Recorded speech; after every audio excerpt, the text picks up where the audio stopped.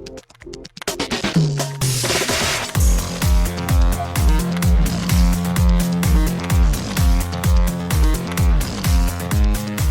and welcome to Too Fast, Too Forever. There's all kinds of family. We chose this one. This is episode 215, Fast and Furious, Lap 10. I'm Joey Lewandowski. I'm Joe too, and this episode's brought to you by the Wright Brothers Wind Tunnel at MIT.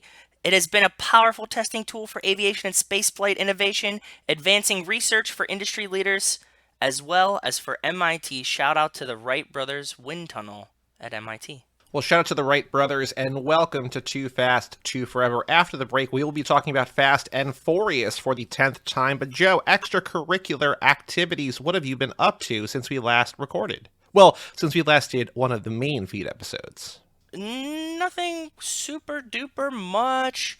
Watching sports thing. Oh, I tweeted it, but on Friday morning, I dropped the Turbos for Tots toys package off. Yes. Mm-hmm. At our local classic rock station is 99.1 PLR in Connecticut. They have a giant toy drive. Yeah, the rock. They don't say that actually. They just say 99.1 PLR. I wish they had like a cool tagline, but they kind of don't. So I listen to those guys. There's two guys in the morning, obviously, and I listen to those guys as I drive to work most days. And they had a toy drive, so they had it at. I think I've said this to you before, but they had it at the furniture store. Did I ever tell you about this? That I don't think so. This is new. This sounds new to me. Okay, so apparently, I don't know if it's all of New England, but definitely Connecticut. There's a bunch of furniture stores. I don't know why, and I'm not talking just IKEA. There's like a bunch of them. One of them that's around here is called Jordan's. And apparently Yes. You've taken me to Jordan's with the largest indoor rope course in the world. Yes. Because all of the furniture stores have this weird gimmick. But anyways, they were collecting all the Jordan's furnitures, yes. No. All the furniture stores. Like it's not IKEA. Like I think there's Raymore and Flanagan's has like a banquet hall, and like they all have like not the Raymore by me, but maybe I don't know. I'm saying around here there's like a lot of like banquet halls, and like Jordan's has the ropes course. All the Jordan's have different things, but like my friend went to prom at a furniture store. Cool. Okay. Which it kind of makes sense, but it's also weird. This is Get something that friend on High School Slumber Party. He's that would just spiral out of control if Brian could tap into his brain. So I don't know how that would work. But yeah, so it was at Jordan's Furniture Store, which has the largest indoor ropes course in America or the world. I forget which one. Like they were broadcasting the morning show from there. We dropped it off. There was a whole bunch of toys, but they go, locally to the New Haven community, which is cool for me because that's where I live, and it's actually there's lots of very poor sections of New Haven. So hopefully some kids got some cool Spy Racers toys for Christmas, or will, and that'll be really awesome. Yeah, for sure. But other than that, not too much. What about you? And then obviously then we could say, yeah. I have had such a week. I mean, it's been a great week, but I was like, why am I so tired today other than just the fact that it's December and this is the busiest time of the year? It's like, because I normally don't do anything, and now I'm doing everything. So, yes. Last Wednesday, we recorded last Tuesday. Last Wednesday, I was going to watch The Matrix, see The Matrix in IMAX, and then at like 4 o'clock, Dan the Duke Hayden, past guest patron of the show, says... Hey, I know it's kind of last minute, but do you want to go to the Rangers game tonight? My friend has an extra ticket for the box seats, and you want to go? And I was like, yes, but I don't know if I can because I have a work call, and I've got a lot of things to do. I'm like, let me figure out if I can do this. Yeah. So I do some math. I'm like, okay, what I'm going to do is I'm going to drive like halfway there, and then I'm going to pull off to the side of the road, and I'm going to take the work call from the car, and then I'm just going to go the rest of the way. And so it was not that complicated. I got there in the end with no issue. Do you have no public transport there? Did you actually drive and park at MSG? I can take the train from my town, but it's like $32 and not nonstop. It's terrible. Okay. So what I did is I took the train, I drove to Secaucus and parked in Secaucus and took the train in, because Secaucus is the last stop in New Jersey before you get to New York Penn. We do that in Stamford for the same thing in Connecticut. There's like an express that runs from Stamford, so if we drive like 40 minutes to Stamford or whatever, we can catch the express, and it goes straight to, Grand Central. So normally I either do that, or I will drive to Jersey City and park and take the Pathan, which is a different train line, but it's one or the other. So I did that. I walked into the box, into the suite as the national anthem was starting. So I was like, this is perfect timing. Dude, yeah. The Rangers were up 2-1 in the first period, which was cool. And then Benny Benassi played a techno set, like he DJ'd a set between periods. Yeah, he was there in person. Okay, cool. Didn't I show you? Or no, I played it for somebody else. I could show you. I could send you the trailer, or not the trailer. Jesus, the video that I filmed of him. Yeah, you said he was like, you were like, oh, Benny Benassi played, and I couldn't tell if you meant Benny no, Benassi, yeah, he was the there. Song or him DJing something. Yeah, like hold on. I'll just send it to you while I'm talking. You don't need to listen to it. It's satisfaction though. They're up 2-1, and then in the second period, the Avalanche score 5 goals, so the Rangers are down 6-2, and they lose 7-3. So I saw, not only did I see a game from an amazing suite, I'd never seen a game I'd seen like 6 or 7 concerts at MSG, but I've never seen a game, either a Knicks game or a Rangers game there. So I finally saw a Rangers game, which was cool. Saw 10 goals, saw a great fight, had free food, free booze. It was the best. It was awesome. As a big hockey fan, I was taking a shower when you texted me, and then as I'm coming out, I was like, oh, that's cool. I'll definitely watch that game now. But just to let you know, the Rangers put in this guy who's playing in his first NHL game, and the Avalanche are really nasty. And as I turned it on, it was like 2 minutes in, it was already 1-0 Avs. And I was like, okay, so then the Rangers scored 2 to make it interesting, and then the Avs just go off on this kid. So you did see a great 10 goals, though. I mean, that's 10 pretty goals cool. Is crazy. And there was a couple, like, really pretty ones, too. I'm a big Avs fan. They're, like, one of the most fun teams. They're, what are they? Essentially, like, the Chiefs of the NHL, right? Like, they'll just, like, put up a crazy score. They're kind of young and fun. Like, yeah. I had a good time. And then Thursday, I went up to Montclair with Bob to see this movie Drive My Car, which we talked about, I think, in here very briefly. Familiar. Maybe not on here. But it's a 3-hour-long Japanese movie. Oh. There's so much time spent in a car. It's a Saab 900 Turbo. What year is it set? Like 80s? No, it's modern day.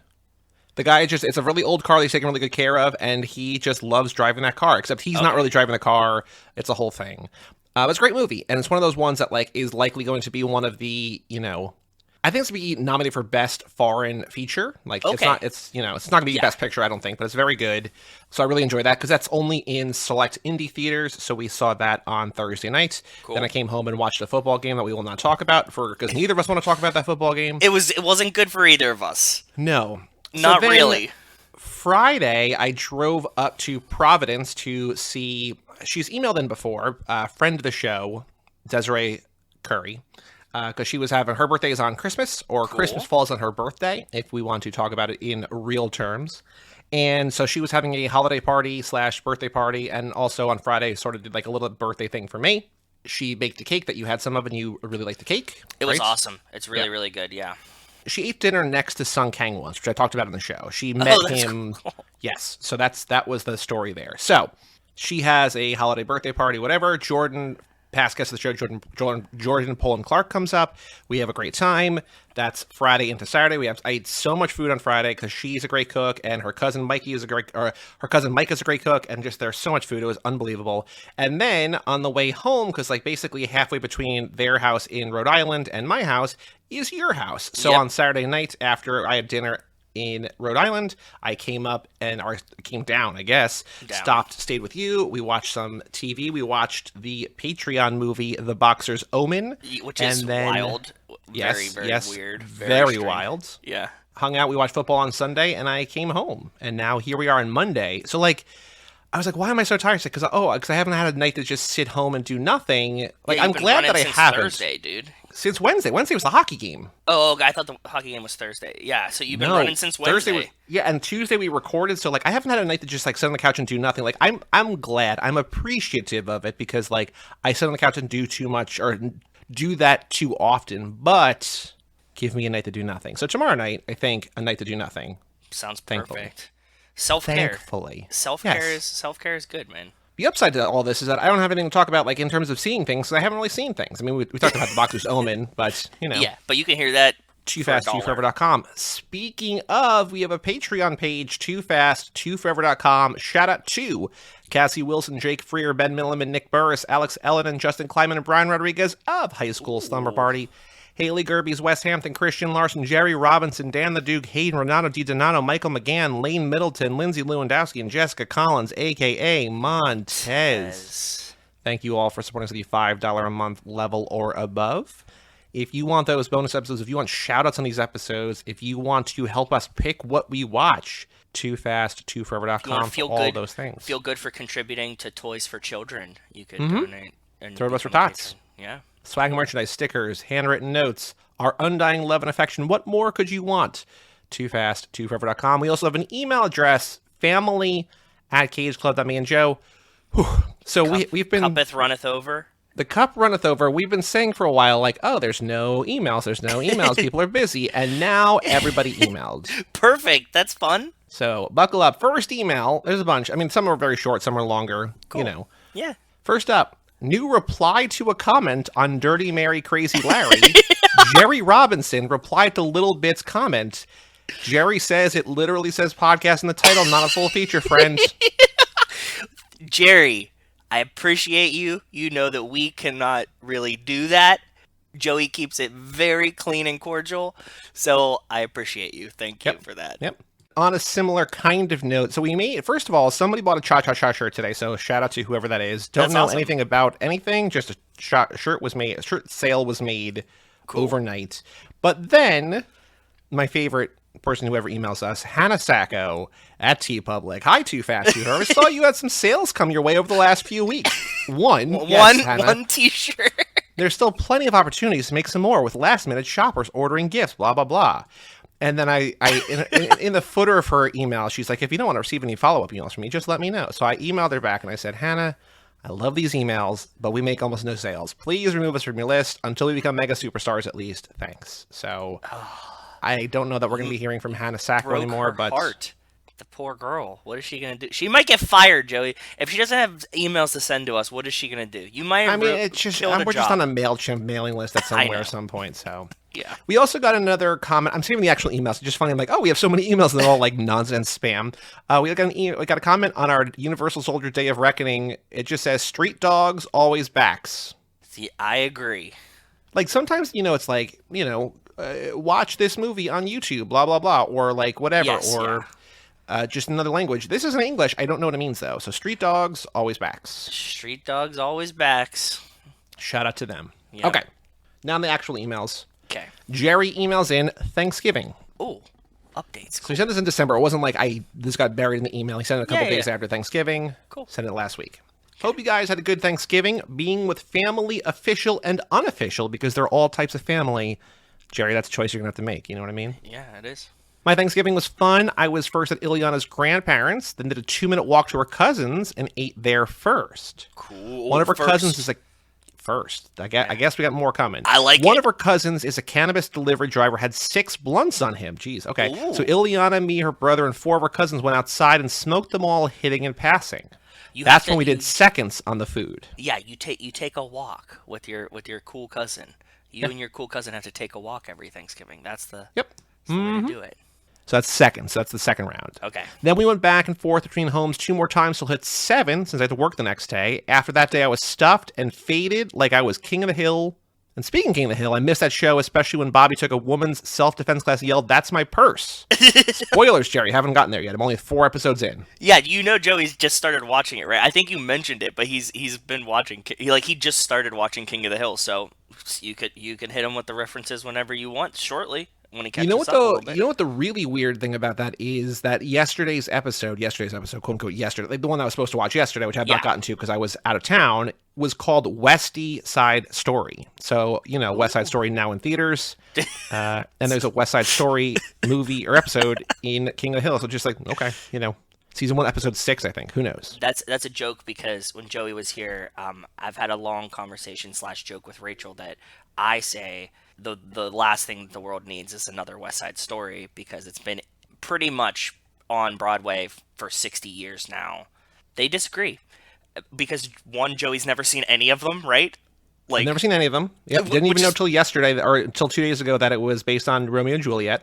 Yeah, mind-boggling to me because I hate musicals and I've seen at least 4 renditions of it. So, that was my point. But apparently, there are people that have not seen West Side Story still. So, well, that's still true of me. I've not seen the new one yet. Yep. I will at some point, but yeah. It says, despite work kicking my ass recently, I've been playing Pokemon Brilliant Diamond, which I have not played yet, really. When I have a free moment at home, I like the difficulty. It gives me a better challenge. Cool. That's cool. You know, Joey's a big Pokemon fan. He's played like every single one. Yes, one of my favorite all-time series. Absolutely. Yeah. He says, I got my Spotify Wrapped to my top 5 podcasts, and unfortunately, Too Fast wasn't at the top like before because that's your number one on my Patreon. Yes, that's the thing. So, like, in past years, we've gotten multiple people be like, hey, look at all this crazy time that we spent, you know, I've listened to your show or whatever. But if you use I realized that, feed, like, yes, all those people are watching on Patreon, which, please, again, I love seeing the Spotify Wrapped, but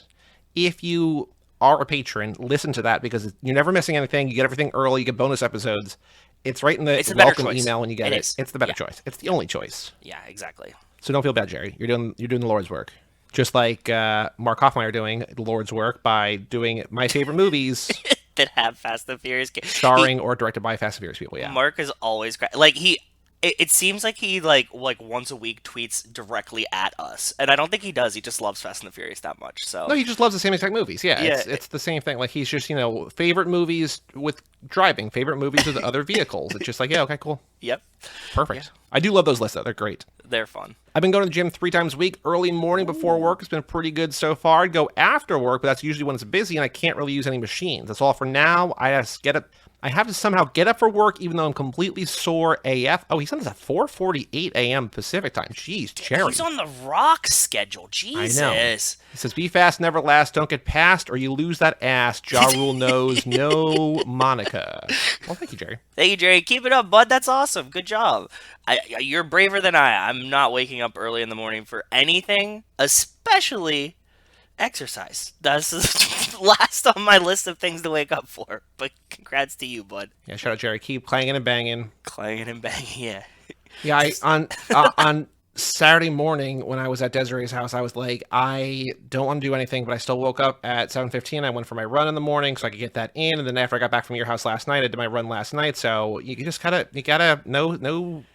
skip leg day, which I guess when you run is every day, right? Yeah. So if you try hard enough and believe in yourself, every day is leg day. Yeah, exactly. Yeah. Next email from Justin Kleinman, subject line, thanks for the birthday wishes. You're welcome. Yes, it was my birthday recently. I bought multiple espresso machines for myself to complement the other 2 I already had, and my French press, cold press, mocha pot, Turkish coffee pot, and pour over. I guess I like coffee. He does. It's really awesome. He always sends me all kinds of cool coffee updates. I do like coffee. Justin's dedication and fun with it makes me really, really excited. It brings me joy to see how much joy coffee things bring him. It was an insane birthday week. I'd made plans for my annual birthday dinner with 3 of my friends, but it was abruptly ended when on my birthday we found out Hank had COVID. Oh. Did you know that? I did not know that. No, I didn't. I hope he's okay. He says he's vaxxed and felt back to normal after a day, but that created all the issues around quarantining and whatnot with our jobs, plus the concern that if either Vonnie or I caught it from him, we'd have to cancel our international trip for Thanksgiving. Thankfully, we didn't catch it and still did our trip. Oh, okay, good. However, birthday dinner was canceled, but we decided to go camping instead, which you mentioned. Yeah, that's a fair trade, though. I'm glad. Yeah. I didn't know that you almost missed your Thanksgiving trip. That would have been really bad. And Hank having COVID, but vaccinated. He's a kid. He bounced back quick. That's awesome. Good. He says, that was a great and a perfect fall weekend. We came home Sunday to my new espresso machines. Things were going well, and birthday week was recovering and looking good when I decided to order some takeout to be my birthday dinner. I ordered a big bag of boiled seafood from a Cajun place nearby. While driving home, traffic slowed up and people started funneling onto the shoulder. We were on a divided 4-lane road and it was dark. When I got near the source of congestion, I saw a car with flashers on in the left lane and a shoe, and a shoe in the road. That's when I saw a woman's body about 20 yards ahead in the road. Another woman and man were over her on the phone. A third woman was running from her car toward the scene, putting gloves on. I pulled over, got out. I heard the woman on the phone was reporting a hit and run to 911. Cars kept coming past the scene, so I ran into traffic and stopped all the cars and started waving them off the road so nothing else would happen and people had stopped gawking. After a few minutes, 4 squad cars and the fire department arrived. I went back to my car and drove home. When I got home, all of a sudden it hit me what I'd just been a part of. I walked in the door shaking, and Vonnie could see I looked terrible. I was pretty sure the woman was dead when I saw her, and I later found out she was from a news report. I went up to my room and tried to absorb it all. It's still traumatic to think about. Definitely gave me some new life perspectives. That was my birthday week. That is rough, but you did good guy things and helped how you could. That sucks, man. But yeah. I hope you can get through it because that kind of shit lingers, and sorry it was put like a damper on your birthday week. When that story started, I was just like, oh, he got stuck in traffic and his food Yeah, got cold. that's and what then I it's thought. Like, We're like, no. ooh. Yeah. Jeez. Took Yeah. a wild turn. Says, happy holidays to all of you. One of these years, we better get a good 1 hour FF Network Christmas special. Well, we do have the Young Rock holiday special Wednesday. Yeah, well, out now, yes, on Hulu now as you listen to this episode. So I told you Pat McAfee's show was like amped on it again this morning. Yeah. That's why I know it comes out Wednesday. They were already talking about it. Yeah. It says, after all, the holidays really are about family. That's true. So thank you, Justin. Sorry that your birthday week was a mess, but yeah, keep on keeping on. Family perspective, dude. That's right. So our next email was not necessarily sent to us, but makes sense for us to read because it gets to be about us at the end. But this is from someone named Madaza. Madaza? Okay, I like that name. Subject line, long overdue, but probably writing in too soon. I was like, that's a kind of an interesting juxtaposition in the email. Okay.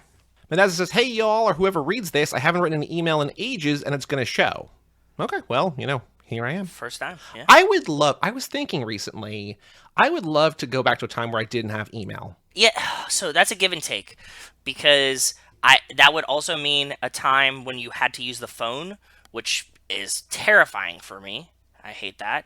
I think I will take 1,000 emails a day to not have to take 6 hours on the phone a day. Fair enough. Is that a good? You know what I'm saying? Like that's the trade you're gonna make. I was thinking about it because like we're doing work with some of the kids that my boss teaches. Like we're doing stuff, and like I had to email them, and I'm like, did I have to were people emailing me when I was in college? And like I'm not sure. Kind of. It depended on the teacher for me. Like at the time, like. And some of them used like Blackboard to turn in papers, but some of them wanted... Or are you saying even back when you were in college? Even back then when I was in college, like some of them used the like technology, and some of them were I had one online class and it was chaos because our teacher didn't know what she was doing. I'm just saying that there's like teachers that had been tenured for so long, they're like, fuck that, like I retire in 2 years. There's no way I'm changing everything to suit this bullshit. Right. So, like the technology wasn't great, right? So, yeah. Correct. Yes. Madaza says, I'm writing in because I felt compelled to. I'm relatively new to podcasts on the network. Actually, I got this far because I found Cruise Club while looking for decent Tom Cruise podcasts to listen to. Ooh. Since no such thing with Val Kilmer exists, definitely something I wish to do someday. I loved Cruise Club and found it to be a much-wanted companion on road trips and boring work days. Very cool. I haven't seen all the Cruise movies, but I've seen a few, and even though I technically know what happens in all of them, I still can't wait to watch them, especially Collateral, OMG. Anyway, thanks to the constant name dropping, not a bad thing, just a thing. I started Too Fast, Too Forever. So, Joe, it works. When we don't stop talking about Too Fast, people go watch Too Fast or listen to Too Fast. I mean, hey, we do our due diligence on every other thing we're on to mention Too Fast as much as possible. So, yeah. Again, like Madaza says, not a bad thing, just a thing. Yeah, it's not good. I mean, it's not a good thing. It just is what it is. I started listening pretty much as soon as I finished Cruise Club. I've never seen a Fast and Furious movie yet. I have the first on DVD, and it's on the short list to watch. But I seriously enjoy the commentary so far. I'm on lap 2 as I write this email. I'm kind of weird, and I enjoy listening to people talk about movies I've never seen or might never see. It might be blasphemous, but I enjoy knowing people's perspectives on things, even if I've never interacted with any of the things being talked about. It's kind of cool. It's like a weird purity. Like you listen to a lot of. You were saying that you like this B celebrity drama thing. Like you don't interact with that, so like you don't know like who it is from Real Housewives, but you still can enjoy it. That's fair. Yeah, like they talked about 40. I listened to them talk about and just like that for 45 minutes last night. I'm like, I'm never gonna watch this, but like I can have a conversation about it. So yep, yeah. I'm seriously appreciating what I'm hearing so far on the network, and I fully intend on listening to most of the shows on here if I can manage it. Well, there's like 20 bajillion. What's our number up to? Hang on. Do you want to guess how many? Because you know that when we at the barbecue that one time we were at 1,000 episodes. We did the 1,000th episode special. Do you want to have any guess how many episodes the network has put out? It's across all shows. But did the barbecue happen during COVID or no? No, that was. I mean, I had one barbecue during COVID, but this was. Didn't we have like a 1,500? You had like an email about the 1,500th episode or the 2,000th? The 1,000th episode, June 19. June of 19. How many do you think we have now? With COVID and like with all of us doing all kinds of shit. And you know Brian loves to talk. And Brian loves to talk. He does High School Slumber Party himself. The podcast where he and some friends look back at their teenage years through the lens of some iconic high school-centric films. But the other thing to keep in mind is that, like, we have also slowed as a network in terms of all that. 1750. Too low. It's like the Letterboxd game, but weird. Over 2,000? Is it over 2,000? Yeah. One more guess. 2,300. 2236. Not bad. So if you figure an average of an hour, they're longer than an hour, but just say an hour. That's almost 2,400 hours, which means that's almost 100 days, which means that's like 3.5 months-ish, a little under 3.5 months. If you just hit play, and that's like not sleep, nothing. That's just play. Yeah. A lot of content. And also, far more of our podcasts are over an hour. Like these ones. Oh, yeah, exactly. Keep up the stellar work, and I'll probably write back once I've caught up on Too Fast. All the best, Madaz. And so I emailed them back, and I said, thank you for writing in. Thank you for listening. I will read this on Too Fast now. You'll get to this eventually. And I'll read about it on Cruise Club whenever Top Gun comes out, which should have been last year, should have been this year, going to be next year, unless... Yes. But thank you, Madazza. Thank you, Madazza, for writing in months or years. Yeah, here's your email. You heard it. Yeah. Our next email from the aforementioned more than once, I don't know if he's ever written in before, Brian High School Slumber Party Rodriguez. What did he write? I did not read this email, but when I saw it, I'm like, why the fuck are you emailing? Yeah, I don't know. Go ahead. All right. Is it more of him making a pitch for us to watch a movie that he wants to watch? Very, very well. I realized recently it's just easier to say yes. So we're gonna do another Patreon After Dark episode in March, I think. It wasn't one we were gonna do, but he's just like, let's just do it. Here's all the reasons. I'm like, sure, whatever. I don't care. Yeah. So I did not read this email. The subject line is motor mouthed, so this is about the YouTube comments, I'm assuming. Okay. Nice. Hey guys, reaction.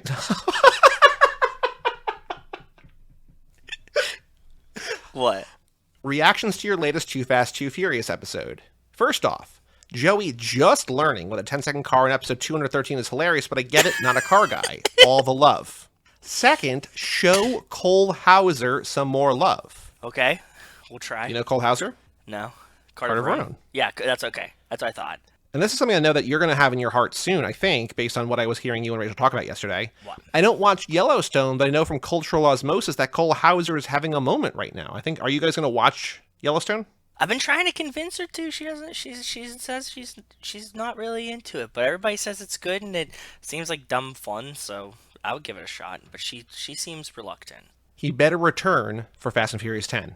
I agree. I'll take Carter Verone back. He's not dead. He's maybe still in prison. Who knows? I don't know. When he gets out, he's gonna beat Roman's ass. Third, Steve Aoki wouldn't be caught dead in a Benihana. He's like religiously vegan, sworn off the restaurant, has given up that part of his fortune. I'm sure it helped him buy his original DJ equipment, though. Yeah, I think the actual story is his dad bought him a record label early on. Okay. Because he had Dim Mak, which was like a punk / whatever record label, and then was like, from that record label, I'm sure bought DJ. Like, it, he's a self-made man. Sure. I did see, as I was looking for the art for that episode, and I was looking for Steve Aoki and Devin Aoki together, one of them was from a story like they're trying to get their mom written out of their will or something. Or not out of the will, but like out of the Benihana. No, out of their father's will. Like, because like he's leaving it to like all three of them or something. And like, at least whenever this picture was uploaded to whatever blog this was, they didn't want the mom to be involved in the Benihana legacy. Weird. Both of them or one of them, or you don't know? No, I think they were together. They were united. It seems like a real Succession kind of thing. I don't know. Oh, interesting. Fourth, I want Suki back more than anyone. False, Joey. I think I want her back 5% more than you. Well, I was saying that also, like, I wasn't saying there's nobody who wants her back more than me. I'm just saying that there's nobody I want back more than Suki. Ah, yes. Grammar. It's a hell of a thing. It's a hell of a thing. I'm really writing because I just visited Joe's hometown of Pittsburgh for a wedding. No Donza Caduro, unfortunately. Major bummer. But I have some questions for Joe. What up, my Yinzer? What up, Brian?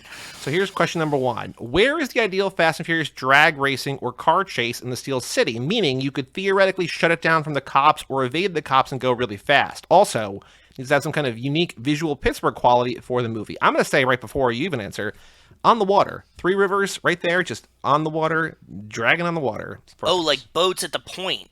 Like I'm not saying boats, I'm saying cars. But yes, he's saying... Okay, so for where would you drag in Pittsburgh? There is a road that leads from from Polish Hill. R.I.P. Squirrel. RIP Squirrel. Yeah, there is a Squirrel Hill. But I meant Polish Hill. There's like a back road that, like, because I'm thinking Pittsburgh for me, I want some hills, some kind of thing. So, like, maybe Mount Washington. But I think the best road is the road that goes from the Porsche dealership on Baum Boulevard behind it and then goes up around into Polish Hill, and you could like cut down through there, and that would be a very interesting place. You got like a car dealership on the corner. It's like one lane, it's tight, but you could get 2 cars down it. There's lots of like a big S bend. That would be my ideal drag strip place. Pretty cool. I like the sound of that. Number 2, same question, but where's the drift course? Pittsburgh is very hilly. Is it ideal for drifting? Oh yeah, I would think so. The hills make it really, really wacky. It's a wild place to drive. Whenever we're there, Matt says it's the only city that makes him think about the Z-axis. What a fucking Matt thing to say. Right. But like everything's like it's on this road, and it's like, do you mean up the hill or down the hill? Because like, there's tons of elevation in between everything. I was assuming when you meant drag race, like a straight drift place. If I was like just straight drag racing, you couldn't shut it down. But like the most like cool place to do it would be like in the South Side, like right down the middle of the South Side where like all the bars are. There'd be people all around. You could pretend to do it there, but realistically you couldn't because it's just like there's too many people all the time. So. Question number 3, what would bring the family to Pittsburgh? If Fast and Furious is truly forever, what number addition to the franchise would take place in Pittsburgh? It would have to be in the mid-30s. You think that late? Yeah, I think we'd get to Pittsburgh in the mid-30s. And I think maybe like some Andy Warhol art. Ooh, are they stealing it, you mean? Yeah, like there's like, a secret design of a turbo behind one of his paintings or prints. And they have to get that or something. You know what I mean? Or like, sure. Yeah, this kind of thing. That's what I'm thinking. He signs it Brian, #Twilight Forever. P.S. Yes, it's littering on your own property. We share a planet. Don't litter. I picture Joe's backyard on Monday morning full of quarter-smoked cigars just tossed into the lawn. Oh, no. No, Rachel has banned smoking from my house. So there is no smoking accoutrements here anymore.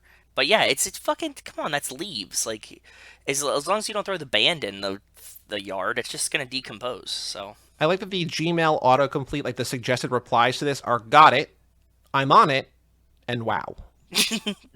Just send all 3. Got it, I'm on it, wow. And if he asks what that means, I'm going to say, you got to listen. Yeah. Our last email for today is also from Justin Kleinman, subject line Monte Quinto. Okay. What's up, Justin? I got something F9 related. A while back, I wrote about the locations being fake in F9 so they don't alienate viewers. I recently rewatched the beginning of 9 to see again where the Latin American location was, supposedly, since it was filmed in Thailand. Oh, it was filmed in Thailand. So remember we were talking to Andy Tudor about Thailand, and we're like, oh, it's gonna come to Thailand or whatever, but it didn't. So maybe just they filmed there. Who knows? Okay. They say it's in Monte Quinto, Mexico. I looked it up, and there is no such place. There is, however, a Monte Quinto in Spain near Seville, and they do have a Mexican restaurant there. Doesn't say if they have food all over the place or not. So it's a Cantina Cachorro. So he sends this. Okay, let me see. CantinaCachorro.com/inicio, INICIO. Cantina Cachorro. This place kind of looks divey in a great way, to be honest. Yeah. Kind of looks divey in the best way. There's a taco window, it looks like. It looks like you can also go inside and order inside. There's a lot of napkins in there. The nachos look great. This dessert thing looks fucking awesome, too. It's like a Nutella quesadilla or something, like a chocolate quesadilla. Man, I can't wait to go to Spain this summer. Hoo boy. Eat your brain out. Yep. Yes. Amen. That's all the emails for today. If you want to email in family@cageclub.me, thank you everybody to write in, especially Hannah Sacco at TeePublic for writing in family@cageclub.me. We will read it on the next episode. Joe, on the streets, news about The Fast and the Furious. Anything you have seen in the last week about these movies? No, Young Rock comes out with the Christmas special. Young Rock comes out. Also, I told you this. What? Jordana Brewster's ex-husband is now engaged to Alexandria Daddario. So from True Detective and from, tied to this franchise, from, what's it called? I'm not going to look it up. The earthquake movie San Andreas, where she plays The Rock's daughter. Oh, yeah. That's right. So, there you go. That's all I got. That's not even Fast and Furious news. That's like former Fast and Furious news. Yes, it's pretty on brand. Sure. In a non-movie year. We got Young Rock, like you said. We got to get news something. Oh, there was something like Screen Rant back at it, like clickbait thing again, was like, we should get an entire movie about the Shaws. It's like, yeah, okay, sure. Yeah, why not? Yeah, fuck it. Why not? All right, Joe, the final thing to do before we take a break and talk about Fast and Furious is the Fast and the Furious Minute. I'm not thrilled with the title. Also, do want to say last minute because we changed the question. I just changed minute 39 to We Hungry because, of course. But minute 40 for now, I have called Beach Stare Down. Hey, you. Pockets aren't empty. Damn. I'll take my cutter back.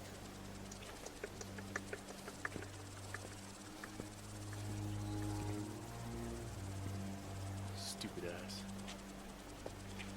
Hey, man, I figured you had like 12 or 13 of these. Just get out of here. Get out of here. Same old road, doing the same old stupid shit. What, running your mouth, insulting people, stealing balloon shit? Think I'm gonna let somebody stare me down? I ain't let nobody stare me down in jail, homeboy. Think I'm gonna let it fly on the beach? And you, I'll take my cutter back. These rich ass. And you pack it like you ain't. Exactly. From here on out, I do the talking. Like, to me, you wanna do a little more than that. As Brian and Roman walk away, Carter calls Roman back to return his cigar cutter. Carter talks down to Roman, insulting him. Brian and Roman argue as they leave Carter's property as the minute ends. Joe, we are here for another minutes on Carter's property. I have a good title of this minute that I think is more fun.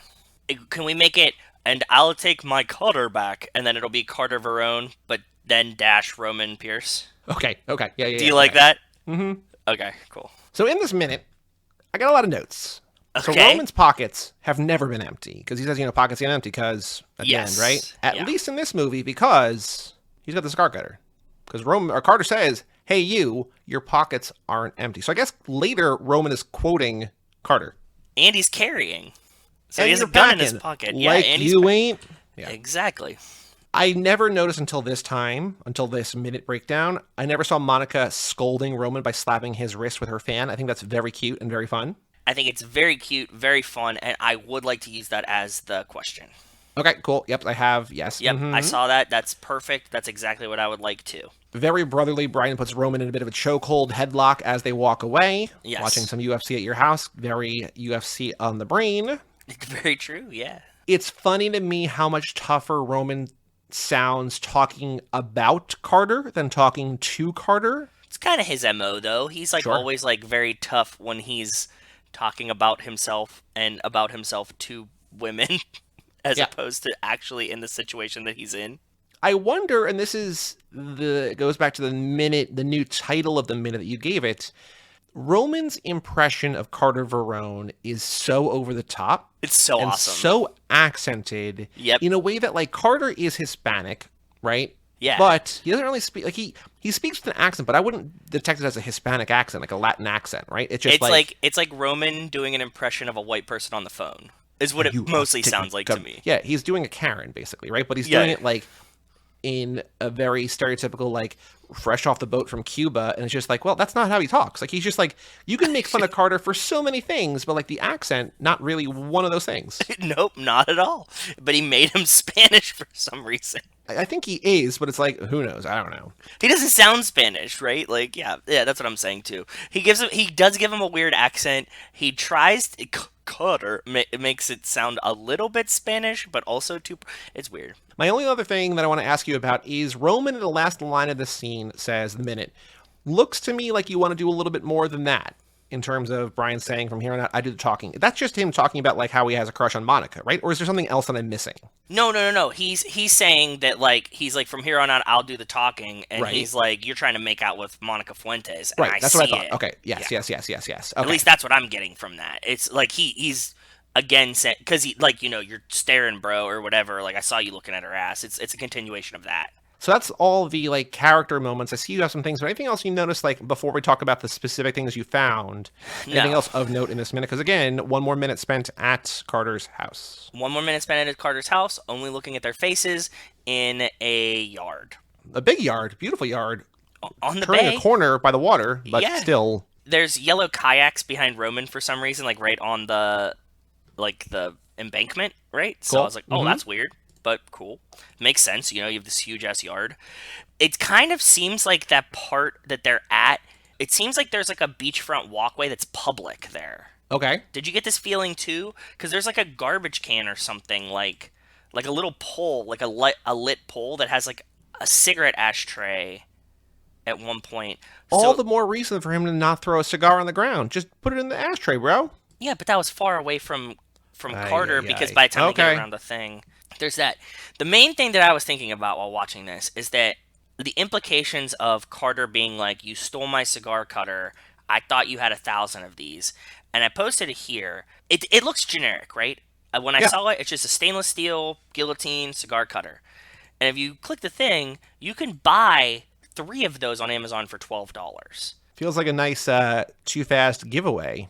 Can you get these customized? I bet we could. That's kind of cool, kind of dumb, but I like it. I'm into it. Yeah, we could you could probably just buy them and take them to some engraver or whatever and just get them just like laser etched on them, right? Yeah. So Carter probably has 12 or 13. That means he's only got like $40 worth of these. So it's not, yeah, let Roman take one. I'm sure his is like an heirloom or something, right? Yeah. This is what I'm building to. So like, even if he had like a Miami, expensive one, there was no Amazon, I can't imagine this thing was more than $20. If he needs them to move, if he's giving them a job for $250,000 each, and this is $20, in which the job is just to move money across the border, right? That's what he wants them to do? Yeah. What the fuck is he? So he's upset about it, and this is like really weird. He's upset about it. He catches him, lets him know that he caught him, but it's all just symbolism. The whole thing doesn't. Like, he just doesn't want Roman like abusing privilege or like standing up to him or stealing from him. Yeah, I'm not afraid of you, etc., etc. Yeah, but it's also like, you can't steal from me because when I know you're about to do this job, then you also can't steal from me. So this is just purely symbolic. Like, he doesn't actually care that he stole a cigar cutter. And he probably does have 50 of them. And Roman says that, and he knows it. But he's like, no, like, we run shit my way here. And I just thought that was interesting. Because I was like, it feels weird to be, like, upset about this. And, like, I wouldn't even have noticed it. Like, if I had some, like, anything on my coffee table, if you would have walked out with it this weekend, I would have never known it was gone. Because, like, I just wouldn't have thought about it. But, like, Carter's, like, watching. Well, I think it's in line with him being like insecure about a lot of things, right? Like, he's like, everything needs to go perfect.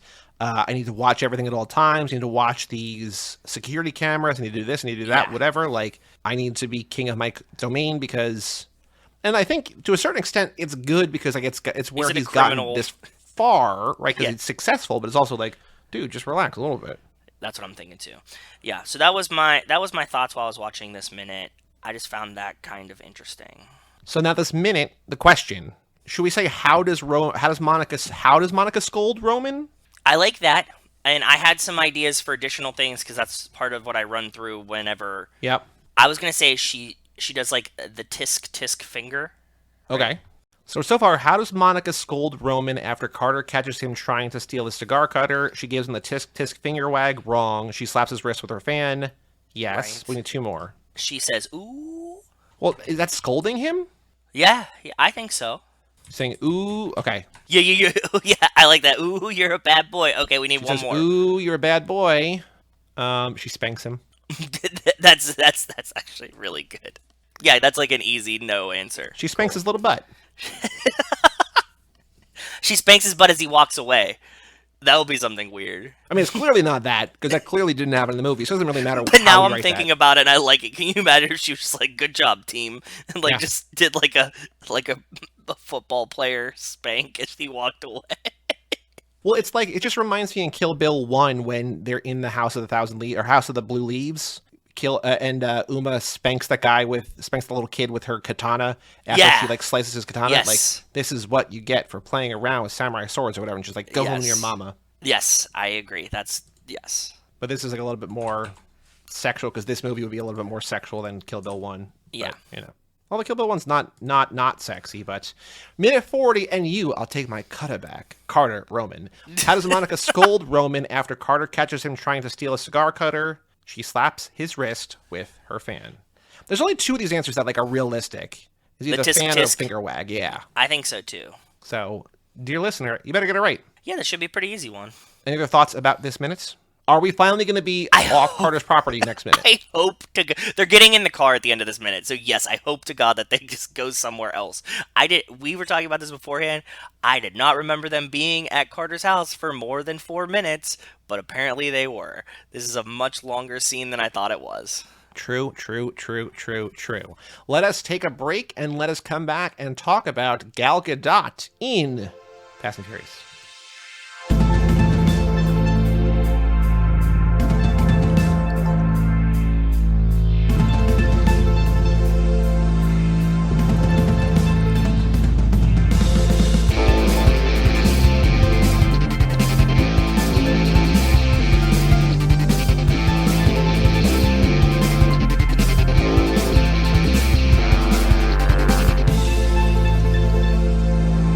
Welcome back to Too Fast, Too Forever. This is episode number 215, Fast and Furious. This episode was brought to you by the Wright Brothers Wind Tunnel, which is undergoing a full rehabilitation. Construction is expected to be completed in the fall of 2021, which was recently, but due to COVID, I don't know if that's true or not. Well, shout out to the Wright brothers for not only pioneering aviation and flight, but also wind tunnel. Did you just search Tunnel Brothers? I cannot disclose how I find sponsors, sir. Cool. And then, I mean, they reached out to you. Like, you Apple F'd in your email inbox of all the people who want to sponsor the show. And you said, Tunnel Brothers, got it. Yes, exactly. Do you think they're actually named the Wright Brothers, or is it named after... It's named after the Wright Brothers. No, it's named. Okay. It's a tunnel that's like the wind tunnel at MIT that is named after the Wright Brothers for their aerodynamic advancements. Perfect. Yes. Well, with us tonight to talk about Fast and Furious and those aforementioned tunnels in MIT and underground in Mexico, we have the co-host of the Monsters That Made Us podcast here on the Occasional Podcast Network. We have Dan Colon. Hello, Dan. Hello. Thank you for having me. Thank you for being here. Now, our listeners will know all about your co-host because we can't get rid of him. The resident historian Mike Manzi is on the show all the time. He's not been on in a little while, though, but he's been here a lot, but this is your first time, so welcome to the program. Thank you. So now, I genuinely I don't know the answer to this question. I know you're a movie guy, but I don't know where you fall with these. So what is your history with the Fast and Furious movies? Are these movies, like, have you seen all of them? Have you seen some of them? Just take us through, like, what the relationship, Dan and Fast and Furious, where does this fall down? Where does this come down? Sure. So I have seen all but Hobbs and Shaw and F9. Okay. And that is just because I've been so bogged down with like other stuff. I watch a lot of things, and so sometimes it's tough for me to really keep up with the new stuff as it comes out. But 8 out of 10 is not bad. That's pretty good odds. Yeah, pretty good ratio. Rest assured, I am a fan. I remember seeing the first movie. I don't think I've seen any of them in the theater, but I saw the first movie around the time it came out on DVD, and I remember how popular that was. I'm pretty sure I saw Too Fast, Too Furious the same way. I don't remember if I originally saw Tokyo Drift until much later. I cannot remember. But like right around that time is when I sort of lost track of it. And then it became this like huge franchise.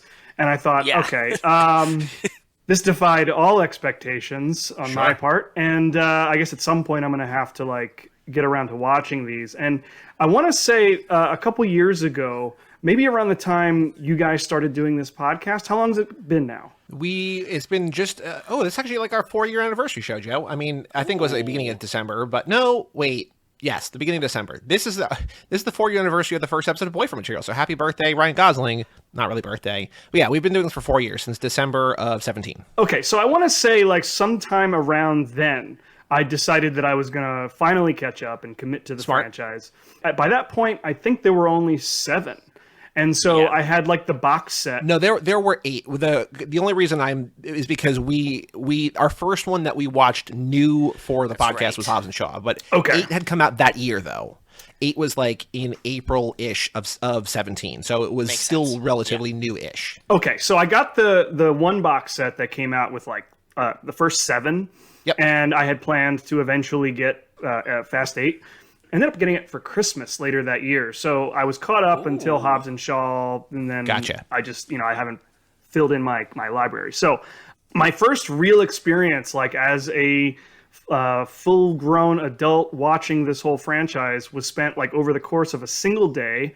I started early in the day, and we watched into the night. I planned ahead. I got a big case of Corona, and like just binged the entire thing in a day. I don't want to mischaracterize you, but doing like an entire franchise in a weekend is not unheard of. Like that's kind of like not what you're known for, but like when I think of you in franchises, just like I'm going to watch all the Friday the 13th movies this weekend, or I'm going to watch all the Psychos today, or whatever. Like that's kind of how you like to take these in, right? Yes, that's correct. I've done it multiple times. You're right with Friday the 13th. I've done it with Halloween. Your listeners may or may not know, like from my history on the network, I'm kind of like the horror guy, so it might be a little bit strange to have me on for a Fast and Furious movie.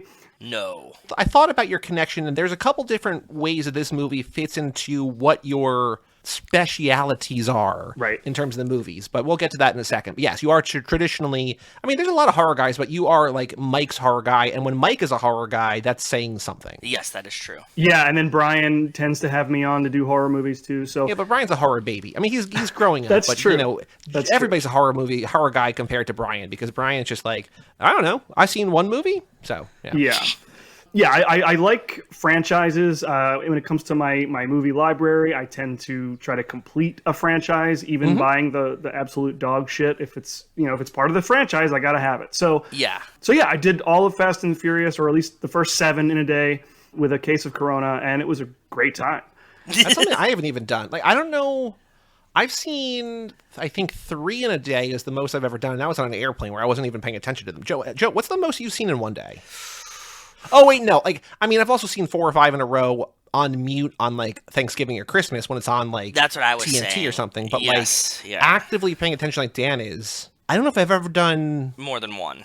Maybe 2. But, yeah, 7 that's intense. Now, see, it comes at a cost, because I'll be honest with you, I haven't really watched watched them individually.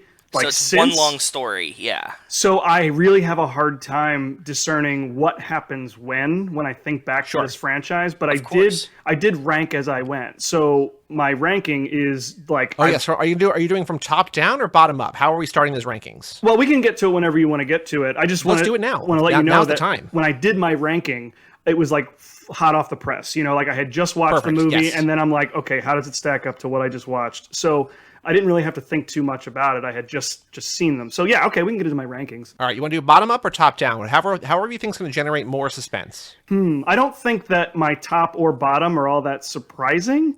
Let's go bottom up then. Let's go bottom up. Okay, so again, I haven't seen Hobbs and Shaw, and I haven't seen F9. So we're going to start with number 8, and my bottom movie is Too Fast, Too Furious. Okay. Number 7, this is where it might be a little bit surprising because I have listened to the show.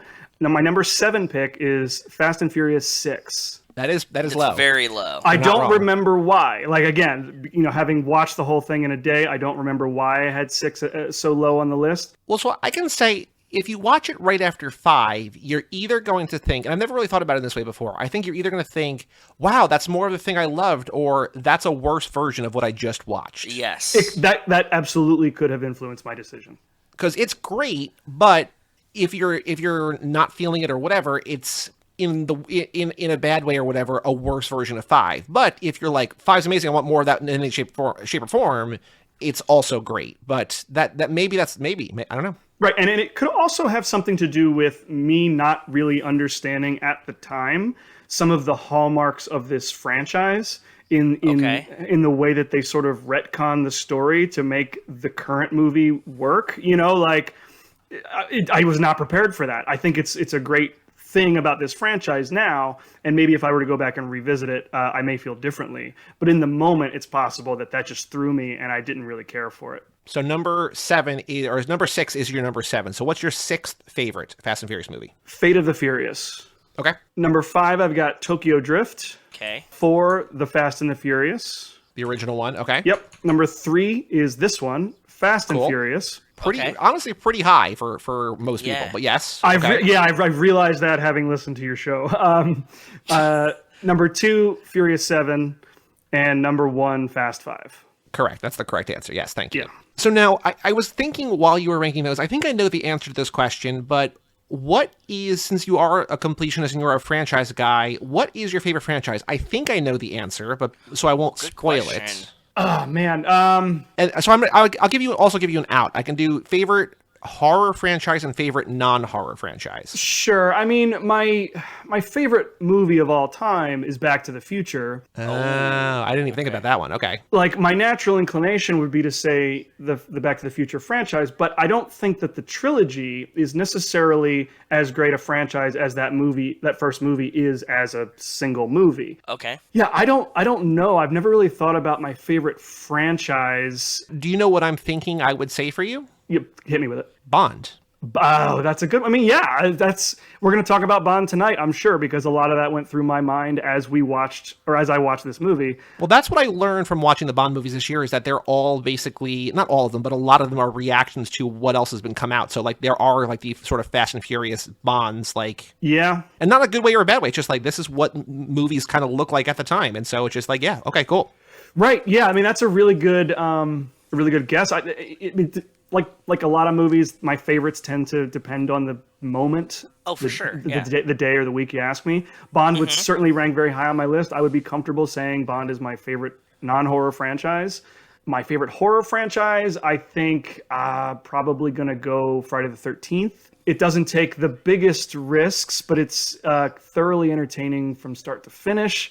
Nightmare on Elm Street also, I give a lot of points because it's risky. They get real ambitious with it, for better or worse. That's about it. So now here's how I was thinking about because the show that you do with Mike is The Monsters That Made Us, and it's all about the classic Universal monster movie. So I was thinking there's two different ways that this movie is sort of positioned, and then we're going to actually start the conversation. But just in terms of how you think about it and how you're like critically analytical. I know because you're into film theory and everything like that, but I mean like from the perspective of the podcast, how you're thinking about movies. I think there's two different ways that this movie is, well, one that's obvious and one that's sort of unique to this. But number one, this is a reboot essentially of the movies. Yeah. And so I don't know if anything's been more rebooted than like maybe Bond, but just all the Universal, like every 10 or 15 years, like, all right, we're gonna do it again. All right, Mummy, Dark Universe. All right, here we go. And like, it's the same creatures, right? But they're all trying to get the new formula or this whatever. So I think the reboot element of this is right in the Monsters That Made Us wheelhouse, and also it's a Universal movie. And so like Dom versus the Wolfman, why not? Let's do it. Yes, that's true. I would absolutely watch a Fast and Furious Universal monster mashup. Which me? Universal monster would make the most sense in this universe? That's a good question. I think the Invisible Man's, he tends to skew more into the crime world more than like horror. He uses his invisibility to commit crime. So that's definitely a possibility. I think that... Well, and new Invisible Man is very techy in a way that the new Fast and Furious movies also are techy. Correct. I think that would definitely work pretty well. I think the Wolfman also could work in a pretty fun way. I'm not sure why. I'm just imagining the Wolfman in a Fast and Furious movie. I think it sounds pretty cool.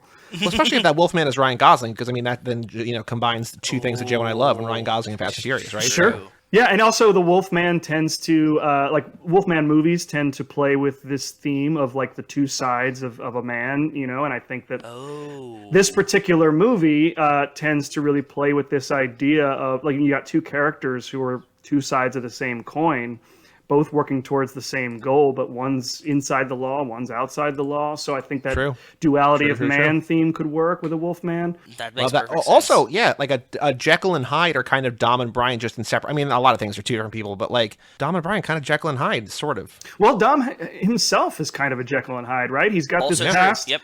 And we see it in the first movie when, he sort of snaps, and he snaps here too. So, yeah, I think that, Jekyll and Hyde, not an official Universal monster, but definitely could work. So now, before we talk about the movie in particular, we have some very hard-hitting either-or questions to figure out who you are. We'll do a character quiz at the end, but first, like, how you fall, what kind of person you are, where you fall in the Fast and Furious universe. Are you ready? Sure. Are you more, do you consider yourself more, and you can explain these or not, are you more of a Brian or a Dom? I'd say Brian. Are you more of a Mia or a Letty? Definitely Mia. I'm not cool enough to be Letty. Yep. That's the right answer. Not right about you, but like no one's cool enough to be Letty. So like that's what everybody should say. So in the first movie, I don't know if you're going to remember this. If you listen to the show, you will hear us talk about it for way too often. When Brian and Mia are doing dishes in the kitchen and Vince comes in drunk and he starts harassing Brian, Mia's like, "Hey Vince, what's the name of that restaurant you want to take me to?" And she describes it as Little red candles, wood tables, picadillo, food all over the place. So now, Dan, if we say, hey, we had such a blast having you on the show. Come on up. Joe and I are going to take you out to dinner. We're going to go to this restaurant. It's great. There's wood tables. There's these little red candles. There's picadillo. There's food all over the place. If we describe a restaurant as having food all over the place, what image does that conjure up in your mind? Is it a good thing? Is it a bad thing? Is it a positive? Is it a negative? Does it get you excited? Does it worry you? What does food all over the place mean to you? Well, my first impression would be that this place maybe struggles with an identity. Okay. Oh, okay. Because I see a lot of restaurants fail because their concept is literally all over the place. Like they trying to combine different kinds of cuisines, maybe like a fusion sort of place that doesn't make sense. So food all over the place. You could get pizza, you could get Asian food all in the same place. Doesn't really seem to make sense, right? So that's sort of how I would interpret that, in that it's a restaurant that struggles with a coherent sort of vision. That's a new, I think it's a new answer we have, and that's very exciting. I like it a lot. I really like it. Now, moving to the second movie now, are you more of a Tej or a Roman? If I'm being honest with myself, I'm probably more of a Roman. You think? I think I'm a complainer. Okay, fair. That's a good point. I'm not that savvy, like I'm not tech savvy, I think I'm the guy who's just gonna bitch whenever I have to do something I don't want to do. Sure. So, in that light, I think I would definitely say Roman. Now, you, like us, live in the Northeast, so I'm not sure if you're going to have a dog in this fight, but do you have a preference between In-N-Out and Whataburger? In-N-Out. Okay. I've been to both, and they are both great. I don't mean to knock Whataburger by picking In-N-Out, but I do think... I've been to both, and they're both great. At some point in this podcast, the only thing Joe's going to care about, he's not going to care about the movie, he's not going to care about me, he's only going to care about this one question. And then I'll log out. Yes. Just mentally check in, check out. Yes. Dan, are you more fast or are you more furious? Furious, definitely. I think that Roman answer before kind of foreshadowed that a little bit. Yeah, I sit on my ass working all day, complaining about work stuff. So I think that I definitely spend more of my time as a ball of rage in front of my computer. No? All right, fair enough. Knowing Temet Noshe, know thyself, right? That's what we learned from the first Matrix movie. Yeah, it's good to know that. Knowing yourself is not always a comfortable experience, but it's important. No. Very important. It's important. It's very important. Yes, I agree. All right. We are successful in pulling a job. We win. Again, I keep saying win. I don't know why. I know why I say win because I'm getting ahead of myself in the question. Yeah. We steal $30 million. We go to Las Vegas. We go to Rio. We go to Atlantic City. We go anywhere. We're going to, this isn't really our money. We're going to try to win even more. We go to the roulette table. Dan, are you putting your money on red or are you putting your money on black? Red. Red, fascinating. Okay. Yeah. Nice. In to bring it back to Bond, in Skyfall, when he's at the casino, God, I can't remember what city that is. Is it Macau? And he has that gold chip that he cashes in, and then after the fight that he's involved in, he hands the briefcase of money to Moneypenny, tells her to put it all on red. And apparently, in Chinese culture, red is a color that symbolizes prosperity and good luck. So. You would have no idea how many people say black just because of Passenger 57. So I like that. Not only did you say red, but you said red for a reason. With authority. I've had many a red little trinket thing the Chinese people that work with me have given me for like New Year's and stuff like that as like a prosperity gift, right? Yeah. So it's very, very cool. I like that. I like that a lot. We all lose our money. It comes up green. We're broke. So we got to do another job. On this job, are you more of a racer or are you a designer? As in, are you out in the field pulling the job or are you the man in a chair in HQ navigating us from afar? Are you the racer in the field, the designer from HQ lending support? I think I'm in HQ lending support. Cool. I'm not the most coordinated person, and if I'm out in the field, I'm going to fuck something up. Fair enough. That's cool, yeah. Are you more a fan of American muscle or import cars? American muscle. Yes, correct answer. I'm a big fan of the old, 70s, car chase movies, Steve McQueen and Bullet, stuff like that. Do you have a favorite one of those? I mean, The French Connection is great, but that's not really about, nice cars. Steve McQueen in Bullet, the Shelby. Sure. So maybe I'll just say that for convenience, but, I mean, there's a number of them. Is the word oil one syllable or two? Oh, man. And this comes from, I don't know if you ever made it to one of those or not, but these comes from Larson's Basement when we played charades. So you might have been at least around when this was being argued about, bandied about, thought about. I'm gonna say 2. Thank you. That's my correct answer. It's technically 1.5, but that's all right. I think I know the answer based on a previous story. Are you more a fan of Corona or Belgian ale? I'm gonna say Belgian ale Ooh, because I drink all kinds of beer. True.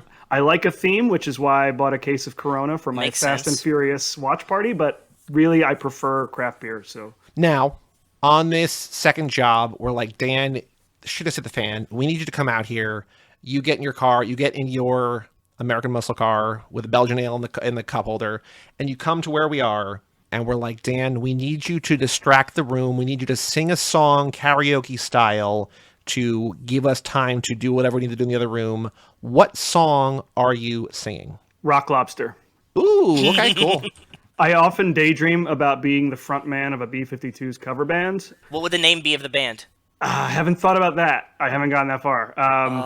If I can find a few other people to make this band a reality, then I can worry about a name. But yeah, I haven't gotten that far.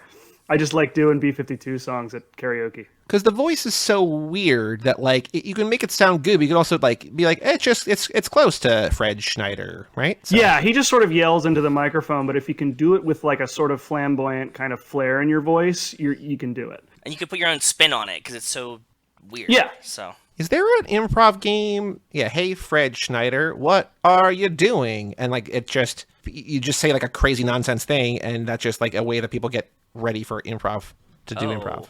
Dan, if you hear a person described as having no knees, as in no knees Denise, what does that mean to you? Is that a good thing? Again, good thing, bad thing?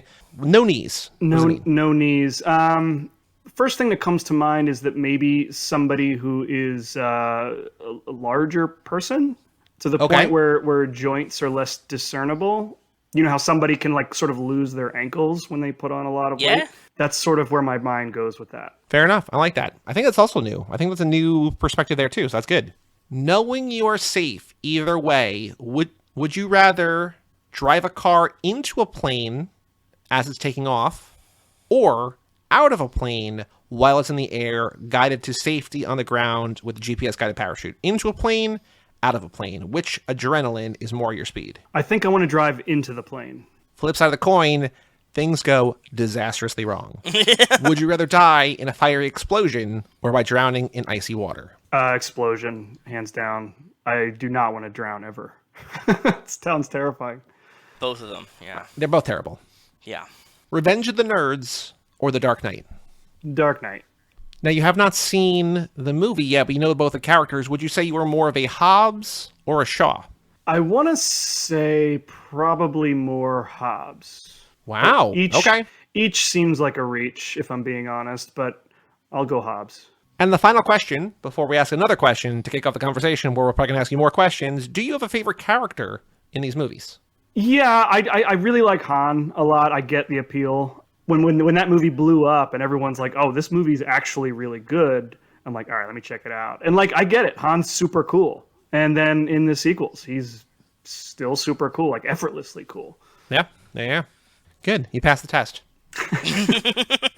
The question that we're starting off every movie discussion in this lap with is that, as you might know just from trailers and just like living in the world, John Cena in F9, all of a sudden Dom has a brother we never knew about. Right. Yes. So last lap, we're like, where is John Cena? Where was he in this movie? Like, we don't have answers because he didn't exist, but we're trying to pretend. So now, this time, because this lap is the Shaw Brothers theme, we're doing movies about the Shaw Brothers in the films, also the Shaw Brothers martial arts filmmakers, sometimes horror filmmakers, as we learned.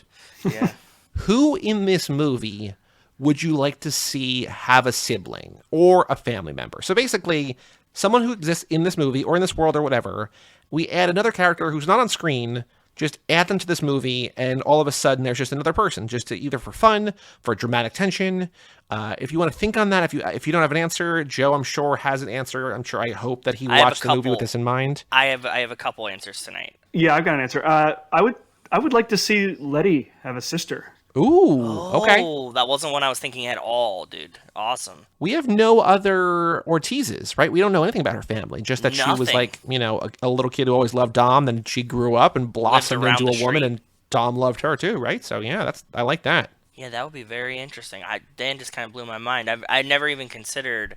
Obviously, I would like to see Gal have a sister, Giselle have a sister, and maybe like a twin. Well, like I did some research, and Gal does have a sister.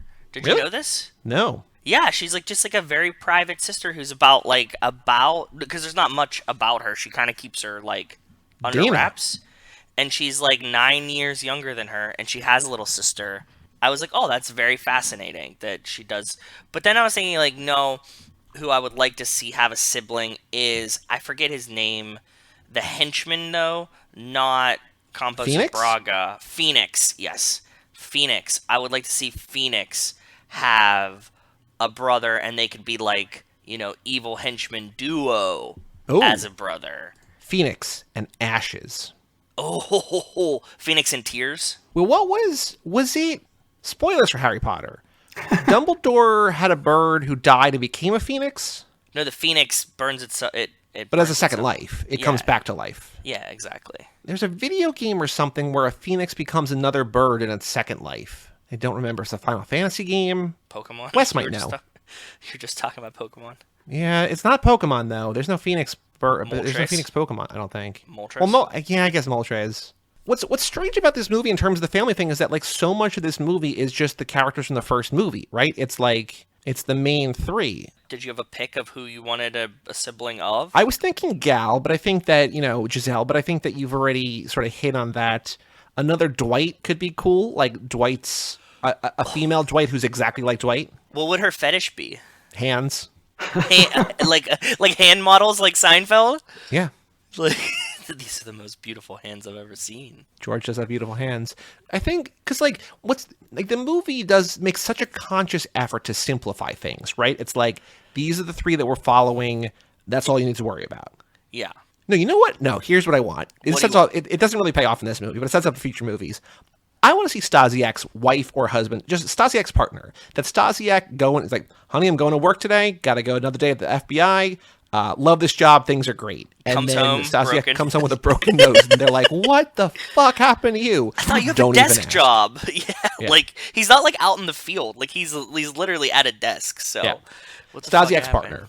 Anything. Just love it. Would love it. Okay, so to bring it back, though, as I was watching this, I was thinking that this is the movie that kind of solidifies the Brian and Dom brothership, though, right? Like, sure, yeah. This is the Brotherhood formation movie. Yeah, and then we see that in full effect in the first half of Fast Five, when, like, before they call on the family, when it's just the three of them, right? It's just like, hey, Mia's pregnant, blah, blah, blah. Yeah. But, like, him coming to, like, rescue him at the end, and, like, this is all, they were separated until now, but, like, this is the integration of Brian firmly into, like, Mia's family, Dom's family, the family. Sure. Everything. So, like, that was something that I was thinking about as I was watching it this time. Well, let's talk about the movie now. I do want to call out, I've never seen this description anymore, so I started watching these movies on Prime because my new TV has a button on the controller that just says Prime. So I just, Amazon Video. So I just watch it on there, and I have all the digital codes on there. So I'm like, I'm just going to watch it on there. And this is how Amazon describes the plot of this movie. And this feels like a Brian High School Slumber Party segment, just reading the back of the DVD case. He always criticizes Netflix for this.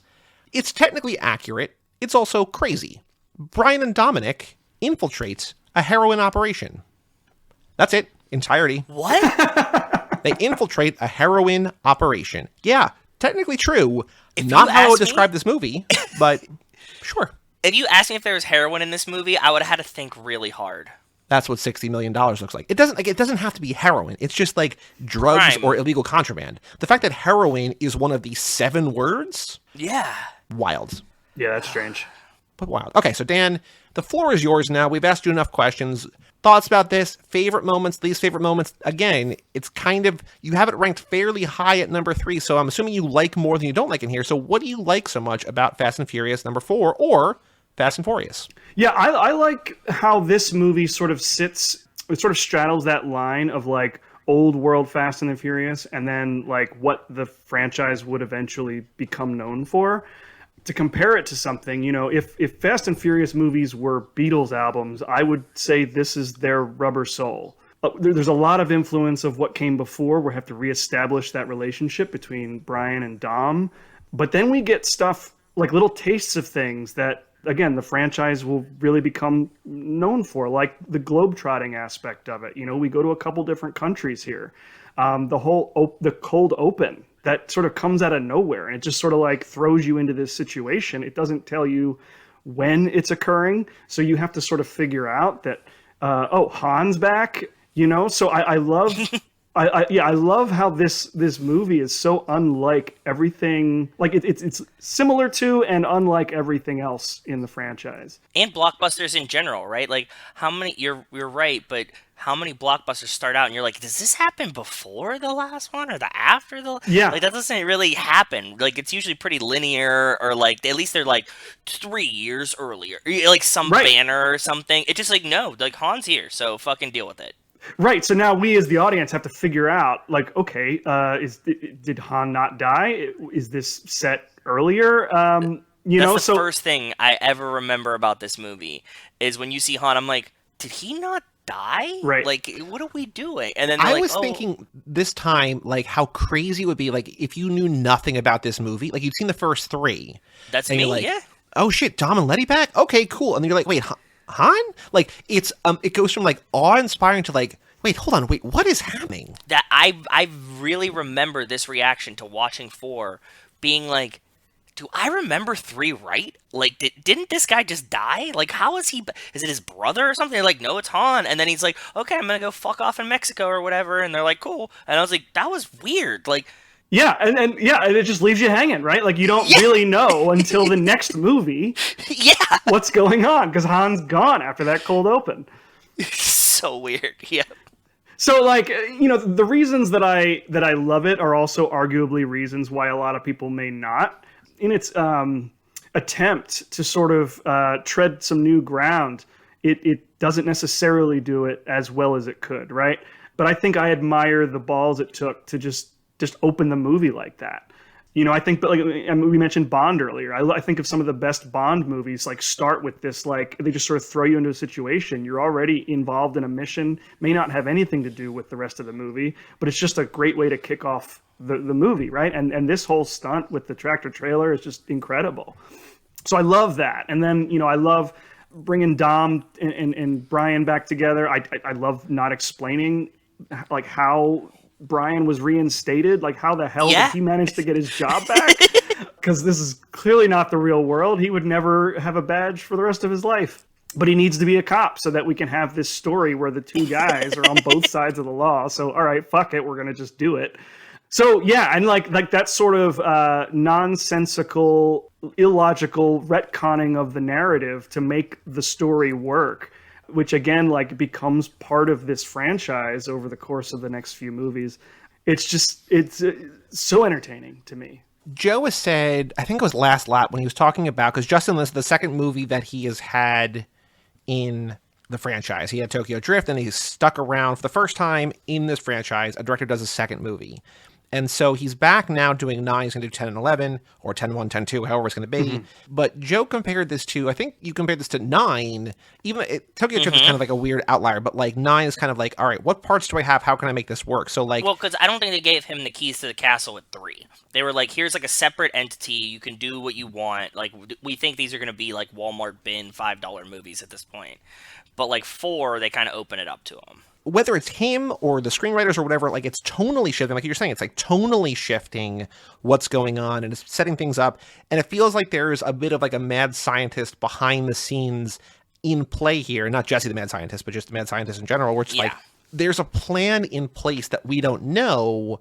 And without, 9 is a movie that most of the people who listen to the show who have written in their rankings really like. So whenever you get to that, if you do all 9 or 10 movies in a weekend again, it's at least halfway. It's usually floating around.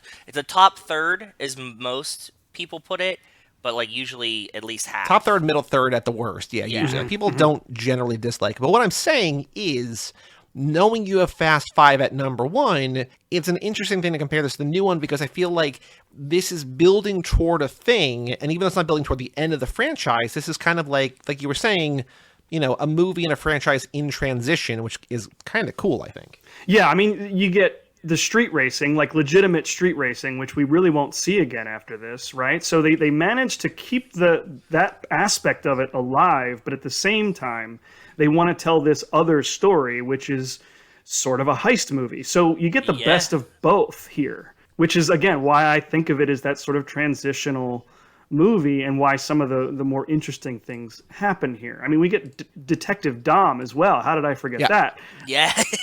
The flashbacks. Yeah. I had completely forgotten that like Dom was this forensic expert. So like it's almost like a Batman movie at times when he's just like particularly when he's at Letty's crash site, and he's just looking around reimagining the crash, and then he finds the chemical on the ground. Since when is Dom this like master detective? I don't know. And we never see it.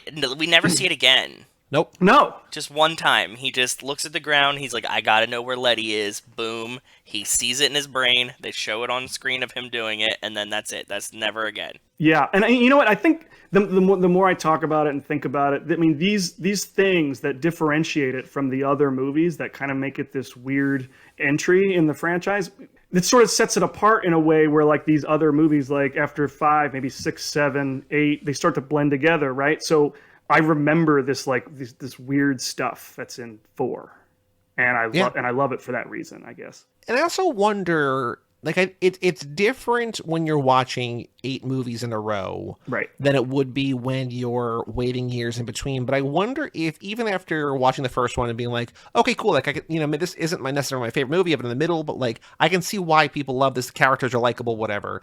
And then to go 2 movies where it's like largely different people, to come back here, it's kind of like, oh, okay, now we're back to where, like, what I thought this was going to be. Yeah, I have the same issue with the Mission Impossible franchise these days as well.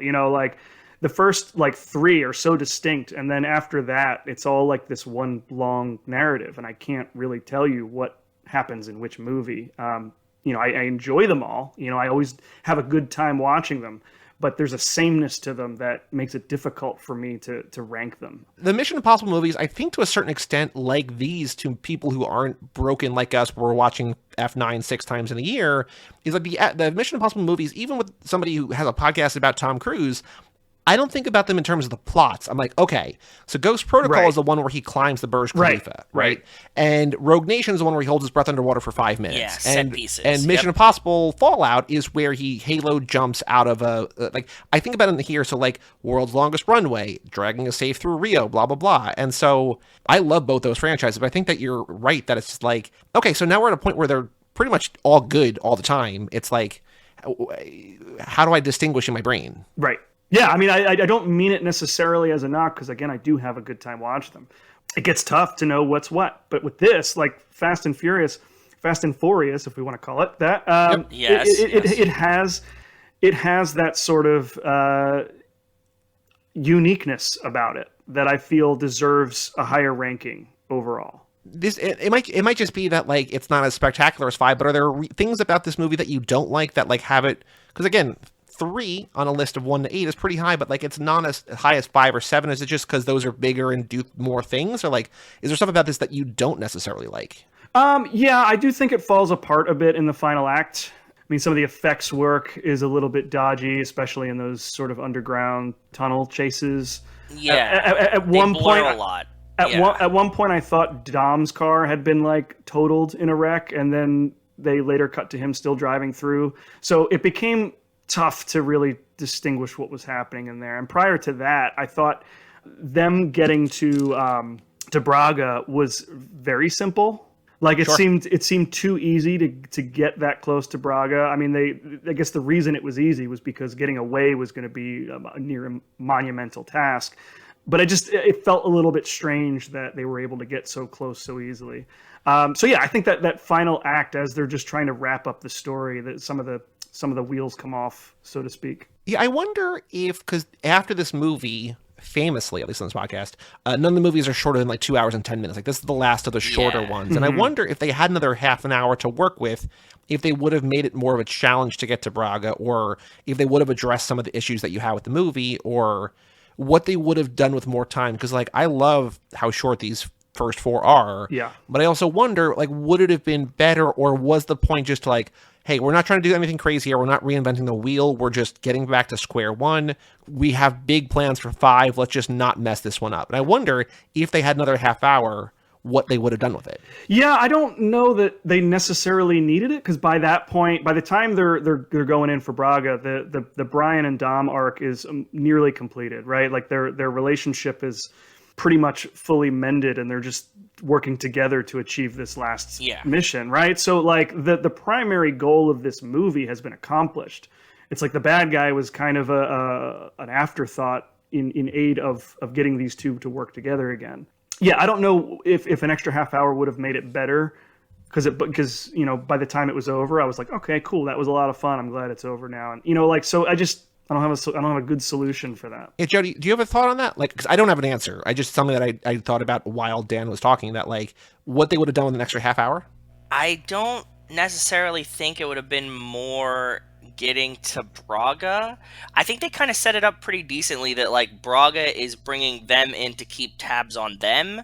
So I have always logicked it like it's fine that they get to Braga very quickly because he was always so close and it was by choice of his. So I don't think it would be that. I don't know what you would get more with more of the movie. You'd probably get another set piece, right? Like if we follow what happens in the, 5, 6, 9, like you'd probably just get like another, like they would like go through the tunnels and then like they would have to go back through the tunnels. Oh shit, we forgot Brian. We got to go back through the tunnels. to V's house, back to V's house. Yeah. We just keep doing that. No, I think that you would have to have, like, the tunnels feels like it's the setup. And because, like we were saying, that, 4, 5, like, these are all kind of stepping stones. The tunnel scene feels like it's a setup for, like, a big set piece, which we get in 5.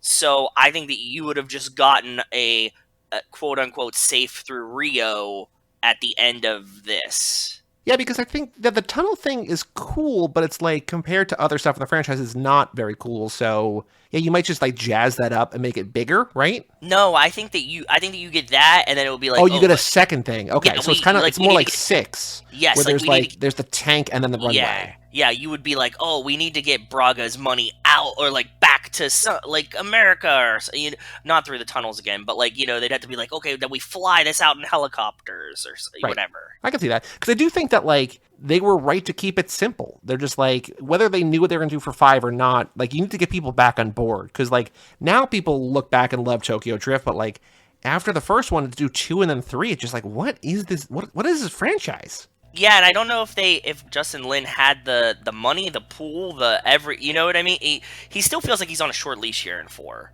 Like, he has a set piece or whatever, but it's like, by 5 and 6, they get a tank and fucking safe through Rio, stuff like that, which costs a lot more money to make.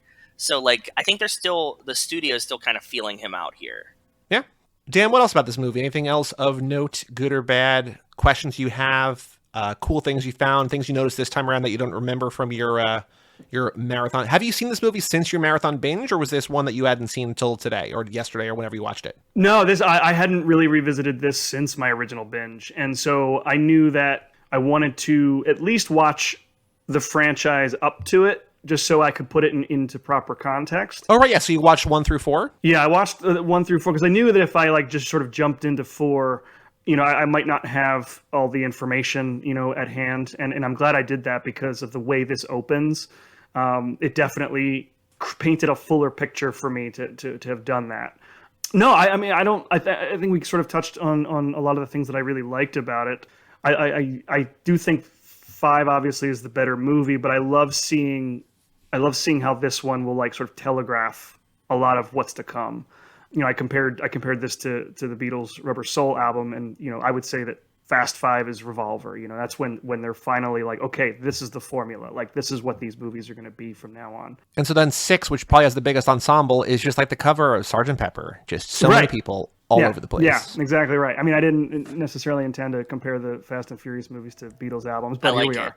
I like it. Let's do it. Well, I think of them as a band that had 2 distinct halves, right? Once they figured out what they wanted to do, but they had to get there, right? So, yeah. So I really like this one. I'm glad that maybe I stand out in that regard. Yeah, that's cool. Yeah, because that's the thing. It's like, you know, I would love to let everybody talk about their favorite one of these movies, but then we would do like Fast Five 8 times a lap, and we would never get to certain movies. Yes. Oh, for sure. So generally speaking, that's when, you know, when I'm like, hey, give me 2 or 3, and when people have like, it's weird. It weirdly varies from lap to lap, but generally speaking, like this one and 8 are usually the hardest to book because, like, they're, you know, people either love 2 or hate 2. I think collectively people generally don't like 2, but the people who like 2 are like, fuck yeah, I'll talk about 2.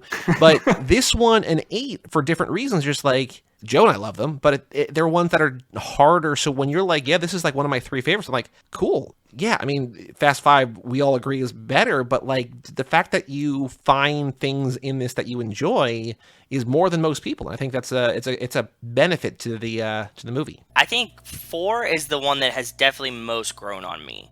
It becomes more and more enjoyable every time I talk about it, every time we watch it again. I'm like, oh, and I find something new and interesting. Like this time, there's like a little clip of Phoenix getting pulled away from a cockfighting ring. I totally didn't remember that.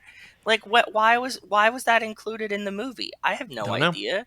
But like it did, so like, fuck it, let's do it. You know, I noticed something new for the first time here that is something that we actively seek out, and I never knew until this episode or this time. Tell me. Do you know who gets the fuck in this movie? Oh yeah. No, I'm unsure. Who gets it? Because then, you know, like in a PG-13 movie, you get 1 use unless you're the Martian, then you get 2. When I heard it, I said out loud, I was like, "There's their fuck." Yeah. Who is it? When Dom blows up the cars, Brian gets in his car and he says, "Come on, get in the fucking car, let's go." Oh. I had never heard that before. Yeah, I have couldn't seen told this you that. movie 10 times to this podcast and At other times least. before. Yeah, exactly. It may be that it stood out for me because I was watching it with my girlfriend who also loves these movies, and she prefers to watch stuff with subtitles on. So we had the subtitles on, and I thought, oh, yeah, there's the F-bomb. It becomes a thing. Like in 5, we know it's Hobbs. In Hobbs and Shaw, it's, spoiler, it's both of them. Like in 8, it's Helen Mirren. I don't know that there are in the first few, and then I don't know that I had ever thought like this far back who got it, but yeah, Brian, I'm proud of him. Yeah, very interesting. I've never thought Very about grown it up. before either. Yeah. I also, you know, we talked about this before, but I just thought it was how 2000s this movie was, that like the tip off to why Campos and Braga are not who people think they are is because the guy came from the barrio and is wearing pink. It's like, all right, fuck, come on. Like now it's just like, it's like, yeah, the guy who's not wearing pink is probably like less of a man, right? Because just like, yeah, look how cool I can look even in pink. Like there's like a weird like reverse, I don't know, but just Wait, like, is that a thing? I'm not aware of that. No, I'm just saying that like, so in this movie, Yeah. there's the like the tip off is that like, but I feel like there's probably some kind of like manliness that like, you know, it's cool to wear things that aren't necessarily thought of maybe as cool, like kind of, you know, kitschy or chuggy or whatever, right? Like there's probably like going to be a reclamation of things. So I can see, again, I don't know if it's real or not. Did you ever look at Young Thug? He does this shit all the time. Lil B, Yeah, like I can all see the that rappers. people being like, oh, you think that wearing pink is not cool? I'm going to wear it explicitly for that reason and make it cool or whatever. So like, I just think it's like funny that back in 2009 or 2008 when they probably filmed this or whatever, that like the ultimate sign of like, oh, this guy's not the thug he is because he's wearing pink. Actually, that's this. Now that you brought this up, I'm offended by this because Cameron had the full pink fur jacket so much earlier than this, and he is like the coolest guy ever and the manliest guy ever. Yeah. I mean, frustrating. Suki wears pink. I know Suki's not, you know, stereotypically masculine, but Suki's cool. I mean, pink is cool. Let's just say pink is cool. Exactly. Yeah, you're right. This is funny that this is like, they're like, we got him. He was wearing pink. Like, Dan, what's your girlfriend's favorite Fast and Furious movie? Is it also 5? I actually didn't ask her, and she's not here for me to ask, so I will have to get back to you on that. Gonna have to email in family@cageclub.me. Let us know. Will do. I think it's been a while for her as well, but I know she was like a big fan of them when they came out, like as they came out. The family that fasts together stays together or something. Even though it's the food thing, but I don't know. I was gonna say like the family doesn't eat intermittently? together. Or- Oh yeah, that's also weird. I mean, again, weird use of language, but fasting, very the opposite of the family barbecue, and so it's when they're literally not fasting. Exactly. Dan, do you have any other thoughts, or do you want to find out which Fast and Furious character you are? No, let me find out which character I am. So this is a BuzzFeed-style personality quiz. There are 7 questions, 6 multiple-choice answers per question. Indisputable. We're going to find out exactly who you are. Are you ready? Absolutely. Question number 1, how fast are you? NASCAR, roller coaster, Lamborghini Murcielago, Toyota Prius, Vespa, or Razor scooter? Let's go Toyota Prius. Okay. We already established you're not very fast, but you Yeah. are. Number 2, how furious are you? The Hulk, Kylo Ren, Christian Bale in that one movie said that one time, Mel Gibson, Charlie Brown, or Jack McBrayer? I think I want to go Kylo Ren. Okay. I mostly have a lid on it, but, sometimes I lose control. We're having a barbecue. How are you helping? Are you manning the grill, saying grace, kicking back with a beer, babysitting, being the entertainment, or sneaking a snack? Kicking back with a beer. You've got time to kill. What are you doing? Grabbing a bite, working on your car, hanging with friends, drinking a beer, working out, or working on your computer? Let's do grabbing a bite. Describe your wedding. I'm never getting married. It's just me and my partner. It's us and our families. It's a backyard country affair. Everyone I know is there. I don't remember. Let's say just me and my partner. And the wedding is subtitled. Closed caption, not subtitled. You just won the lottery. What are you buying? My own garage, a private plane. I'm gambling it all away. My childhood home, a fleet of cars, or a new life? A new life. Final question. Ooh, Yep. that might have sealed the deal. You just had somebody jump up. What is your drink of choice? Belgian ale, Corona, something fruity, water, whatever's cheapest, or just, Joe's getting a drink at the bar. Just get me one of whatever you're having. I'm going to stick with Belgian ale. All right. You are, I think for a while, you were a character we had never had before. Let me see if that's the case. But you got someone that we've had before. But let me just see if that would have been someone new. And then the new life. And it was just like, oh, no, here we go. Yeah, you would have been a new character. But It's okay. Dan, you should be happy. You are your favorite character. You are Han. Nice. Very nice. You are the ultimate example of cool. Even when things are spinning out of control, you keep calm, find a way through, and look smooth doing it. You know the secret to life isn't what you have, but who you keep around you. Your family means everything. They're a reflection of you, so you choose them carefully, and you're always there when they need you, and you drive like the wind blows. Can I ask who I almost got? You were almost Queenie. You were almost Helen Mirren. Oh, that would have been cool, too. Yes. We've never had one of those, but yeah, we've had a couple Hans, I think. Have we had Hans? I'm sure we've had Hans. We've had a couple Hans, yeah. Cool. Well, congratulations, you are Han, but now we have to play a game called This Ain't No 10-Second Race, a.k.a. Boy Do We Have a Podcast for You. Boy, do we have a podcast for you. Come and check out our show. Yeah. So this is where we go on twitter.com, a.k.a. the Bird app. Find any tweet from anyone. This is what we talked about before on Facebook. Just somebody who should be listening to the show, who probably doesn't know about the show, who you don't know, and find them, and we tweet at them from Too Fast, Too Forever, encouraging them to listen. Before we do this episode, though, we're going to look back at last episode, Too Fast, Too Furious, where we had Brendan Klinkenberg on. Now, he's sort of off Twitter, so he did not play, but Joe, you and I both found tweets. Yes. I don't remember if we scored points or not, so we're going to find out. I think you did. I might have. If I did, I might have overtaken you. I found Golden Road to Unlimited Devo at Faded AF Ruatha. Sorry I'm late. They were playing Too Fast, Too Furious on TV. I remember now. I said, I'm glad we both got here at the same time. Boy, do we have a podcast for you. It got 2 likes, one from Jason, who responded by saying, get him on the show. Yeah. And also one from Faded AF Ruatha, 1 point, putting me for the first time ever, at least temporarily. Oh no, I'm still only half point behind you. I thought I overtook you. I'm sorry that I had such a dramatic build-up. I'm still half point behind you. God damn it, I was close. Okay, 46 to 45 and a half though.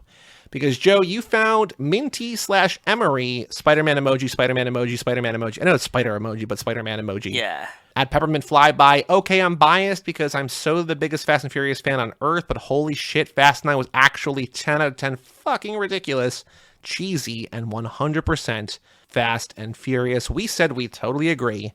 We're big fans of F9.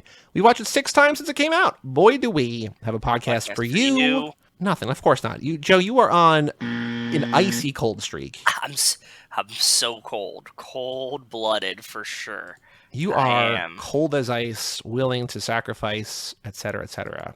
have you both found tweets that you are going to use? Okay, yeah, I found a couple, and I wasn't sure which one. So now you can do more than one, but you have to pick one that you get the points for. Because, like, theoretically, we should do this, like, if we find 10 great tweets, we should do it 10 times, but for the purposes of the game, you gotta pick one that counts. Sure. Now I'm torn between the actual tweet that I feel is most relevant and the one that might get more points. The one I like the most is not necessarily going to get the most likes. I'm going to go with my gut. But I will share the other one just because, it would be timely. So let me just share it just so you guys can enjoy it. Cool. All right. So now, Dan, let's respond to both. So the first one you sent is the one that you want to have count points for the game. Is that true? Yeah, we'll go with that one. So what we're going to do, please read who it's from, read the tweet, and also describe the GIF in there, and then we're going to respond to it as us. So please hit us with your tweet. Okay, this is from Madison Russell at Maddie Russ Art.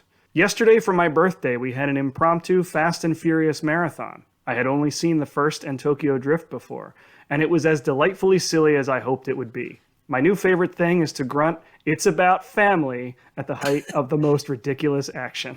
It's a great tweet. So we're going to say, Maddie, boy, do have a podcast for you, but how do you want to customize? What should we say to Maddie to get her to listen to the show? I hadn't thought about that. Something maybe, I mean, you could do something like, now that you've seen them all, if you want to go even deeper, blah, blah, blah, blah, boy, do have a podcast for you. Something like that, maybe. Grunt, we're all family here. I could do that. Like, I could do like the asterisk, grunt, asterisk. We're all family here. Alternatively, do something about like a victory lap by working through the podcast. Yeah.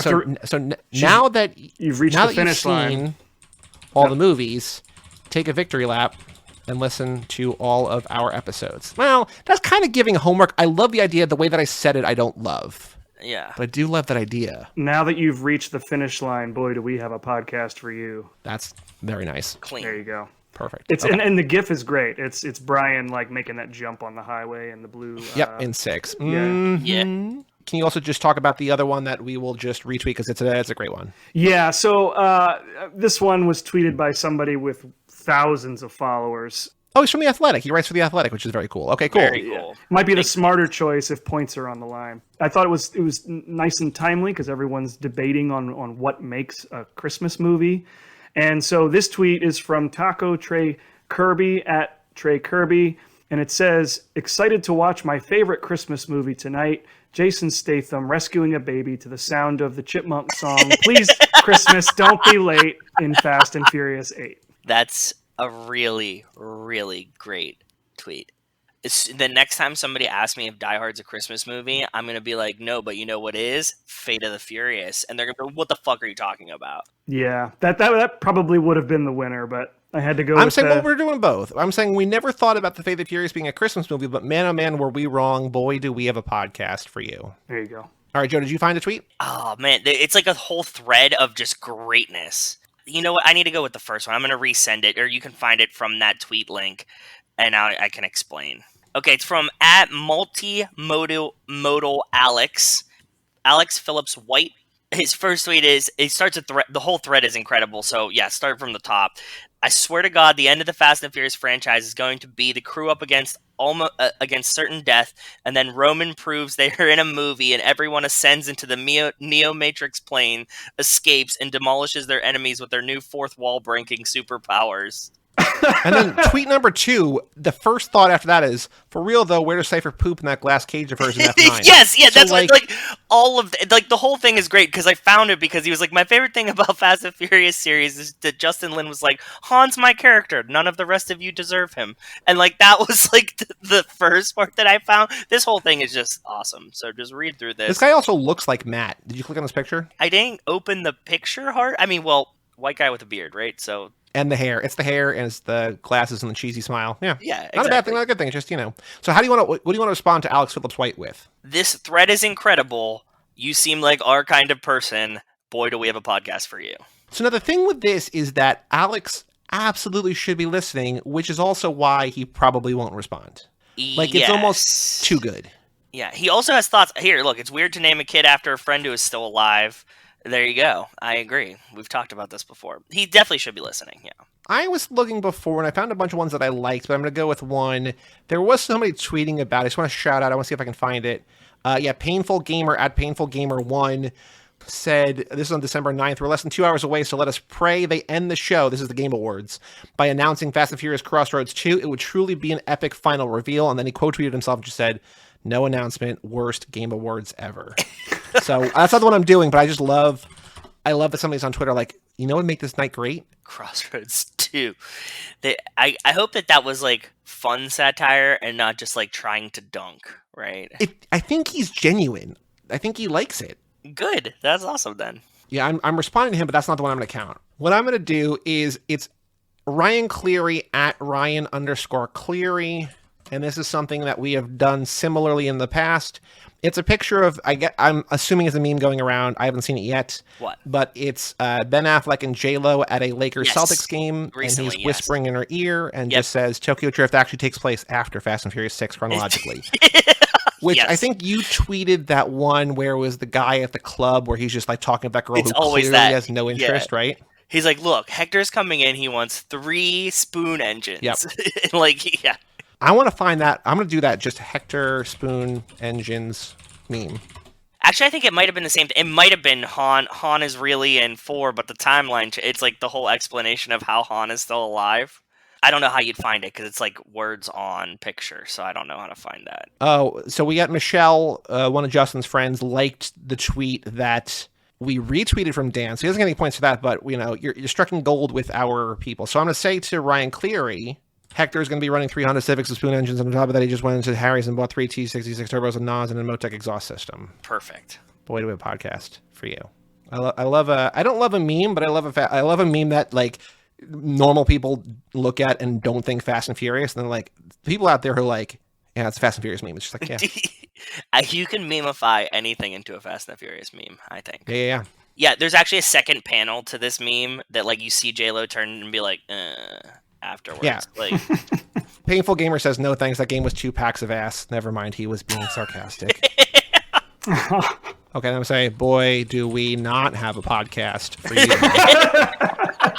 Well played. Dan, we've got one more game to play. This is called Dude, What's My Car? Dude, what's my car? What's your car, dude? So now, the origin of this game is that I know nothing about cars. Joe knows a lot about cars. Our listeners send in pictures of cars for me to try to describe to Joe to guess. They've become very difficult. It used to be like, this is a Toyota Camry or whatever. Now it's just like, this is one of 2 that was manufactured in 1911 in Germany and was never outside of Hitler's. It's like, what? Okay. Yes. So now, do you want to, again, wildly difficult on both sides because they're obscure cars. Do you want to help me give clues, or do you want to help Joe try to guess the car? I think it'd be better for me to give clues. Totally fine. So I am going to, okay, then Dan, last thing, pick a number, 1 or 2. 2. I'm going to send you this picture. Oh, okay. At least I've heard of the manufacturer, so that's something. That's a good clue. That's a good way to start. Thank you. So the numbers 1 or 2. We have 2 more from Jerry before he goes to his new format. So we only have 1 more after this episode. Okay. So this one, subject line, exclusive car picks. I'm going to read some of the email while Dan receives what we sent. Okay. So this car, Joe, there's 2 pictures, and it's going to give it away. One's green and one's yellow. Actually, it might actually be a decent clue, depending, because I don't know. Is it a Lotus? No. Damn, okay. I do know Lotus, though. Named after a test driver. Okay. So it's named after a test driver that the guy who founded this auto manufacturer hired in 1968, and the guy retired 40 years later, and then a year after he retired, this company named a car after him. So he was driving until 2008. Apparently, throughout his career, he's driven about 80% of all cars that were built by this manufacturer. Only 250 of these were made in his honor, and he still acts as a consultant with this company. And Jerry says, I would love to have my name on any one of, I'm not going to say what kind, it's a hint here on, I'm just saying, name on any car, but specifically the type of car that he is. I think it got to be Shelby, right? It's not Shelby. Maybe Shelby died before then. So now what's interesting... Mario Andretti? Nope. The manufacturer is one of the most famous in the world. It is Italian. Big hint there. Ferrari? Nope. Lamborghini. So that's... Who drove fucking Lamborghini. The make is Lamborghini. The model I thought might be named after this guy because the model is also a person's last name, but it's the addition is the test driver. I don't know what that means. Explain that. Well, I'll describe that in a second. But Dan, how would you describe these cars other than just beautiful and curvy? How would you describe these cars to Joe? Well, I mean, they look like Lamborghinis, so it's a good start. I like that. They seem to have like a more lower profile than I'm used to seeing from a Lamborghini. I mean, lower than usual. This green one has a racing stripe down the front, white racing stripe. I don't think that really helps. That's cool, definitely helps. That's exactly the kind of clue I give. You are off to a great start, and that does not. I do not mean that to be sarcastic, because that's exactly what I would say in describing the car. It is not helpful, but it's exactly what I would say. So it is a white racing stripe with a with gold along the right side. Yeah, like a gold accent. Yeah. It's a nice looking stripe. It looks like. And it was a precursor to the Aventador. It's not an Aventador, but it looks like an Aventador. Yeah. But also that just means that it looks like a Lamborghini, right? Like it just... Yeah, but what was it like? Was Countach a guy? I don't know. I'm trying to see...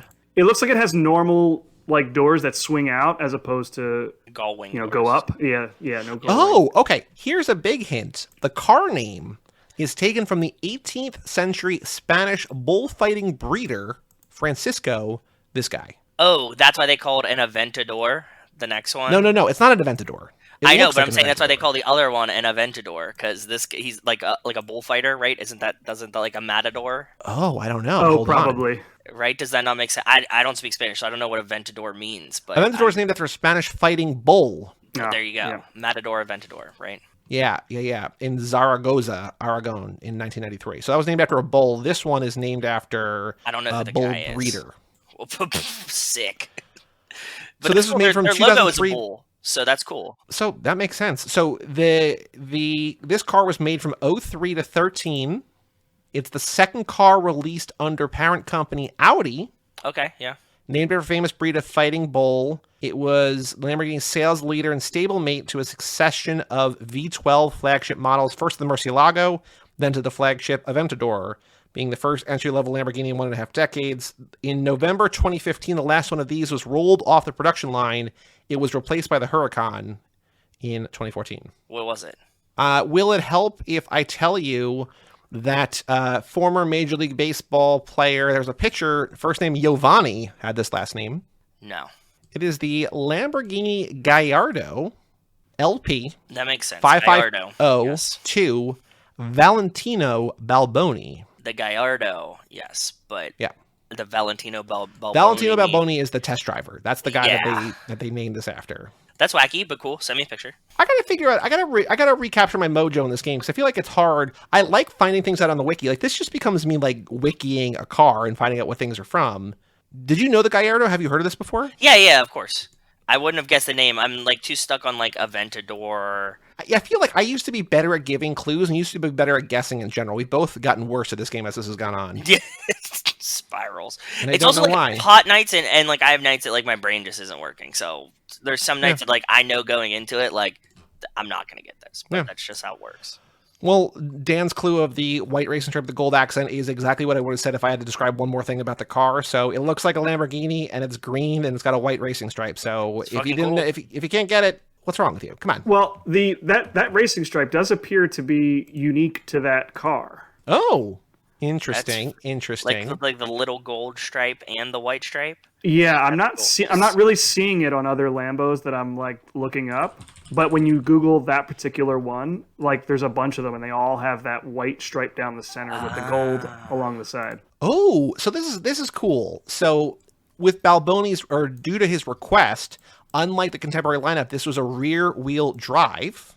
Okay. Other features include recalibrated optional E-gear transmission, limited slip differential, which I know all about from Mona Lisa Vito, full leather black upholstery with white color strips, polar white center console, a stripe down the center of the car, which we were saying before, Dan, and a badge below the left side window bears the signature of Valentino Balboni and the production number of the car. Special one-off was created by the Singapore distributor of Lamborghini Eurosport, which had super Leggera seats and a full, I don't know what that means.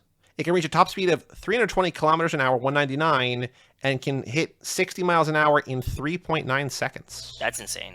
That's really, really fast. pretty fast. Pretty The fast. Huracans and the what, like the Huracans and the Speciale ones, like the new ones, are super, super fast though.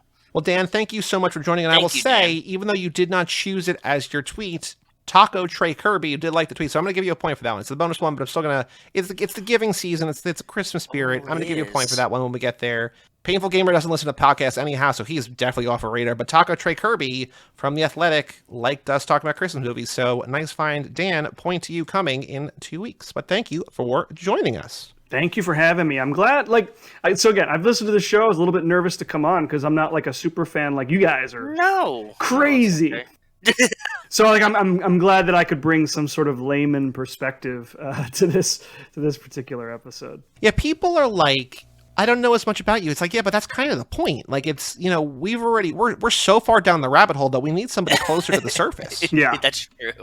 I don't know. I feel like we don't spend time like researching Fast and the Furious. It's just like osmosis, right? It's just like we've watched it so many times. It just is like, oh yeah, we just remember all this dumb shit about it. Yeah, we've watched these movies 85 to 90 times in the last 4 years. Yeah, it's just a lot. It's just a lot. Like, and Dan, I know, like, and I want you to plug your podcast. I know that you'll watch a movie 2 or 3 or 4 times to get ready for one episode, but like, you don't do it again 6 months later. Like, it's not, you don't do that. Like that. I mean, maybe you do it for fun, but just like, yeah. And still, I will say, I've watched the movie. And I'm pretty sure it's the same with Joe.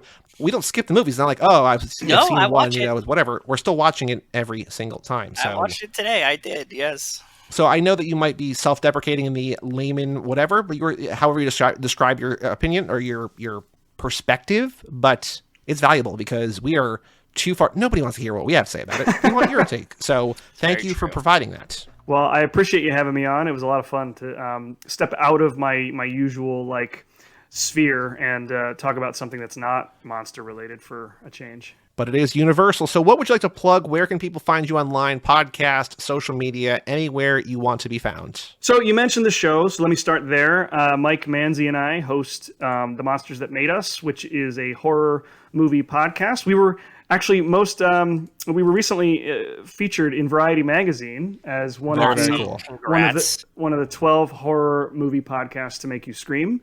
So that was a huge deal and just a really cool honor. So yeah, if you like horror movies in addition to Fast and Furious movies, definitely check us out. We are working our way through the Universal monster movies. So we started it in 1925 with the Phantom of the Opera, and we're going to be going all the way to the 1950s with the Creature from the Black Lagoon and Abbott and Costello. Is Phantom of the Opera the first one? So there's some debate. Some people would include The Hunchback of Notre Dame with Lon Chaney as like the beginning of the Universal monsters. We decided to start with the Phantom of the Opera because we felt like that was more where the story of the Laemmle family sort of like and their sort of reign over Universal Studios like began in earnest, and that's where like the formulation of the Universal monsters began. Some people would tell you it's Dracula in 1931. So there's definitely some flexibility. We may end up going back and doing the Hunchback of Notre Dame at some point. But I always viewed the Hunchback as more of like he was ugly. He wasn't a monster.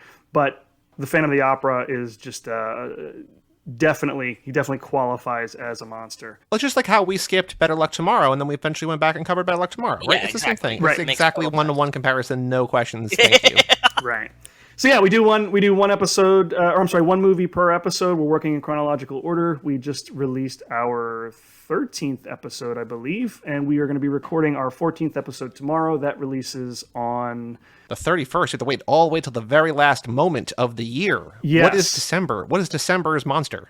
So December 31st, we're going to release our Invisible Agent movie, which is the fourth. Wait, what? I've never even heard of that. Yeah, it's the fourth Invisible Man movie.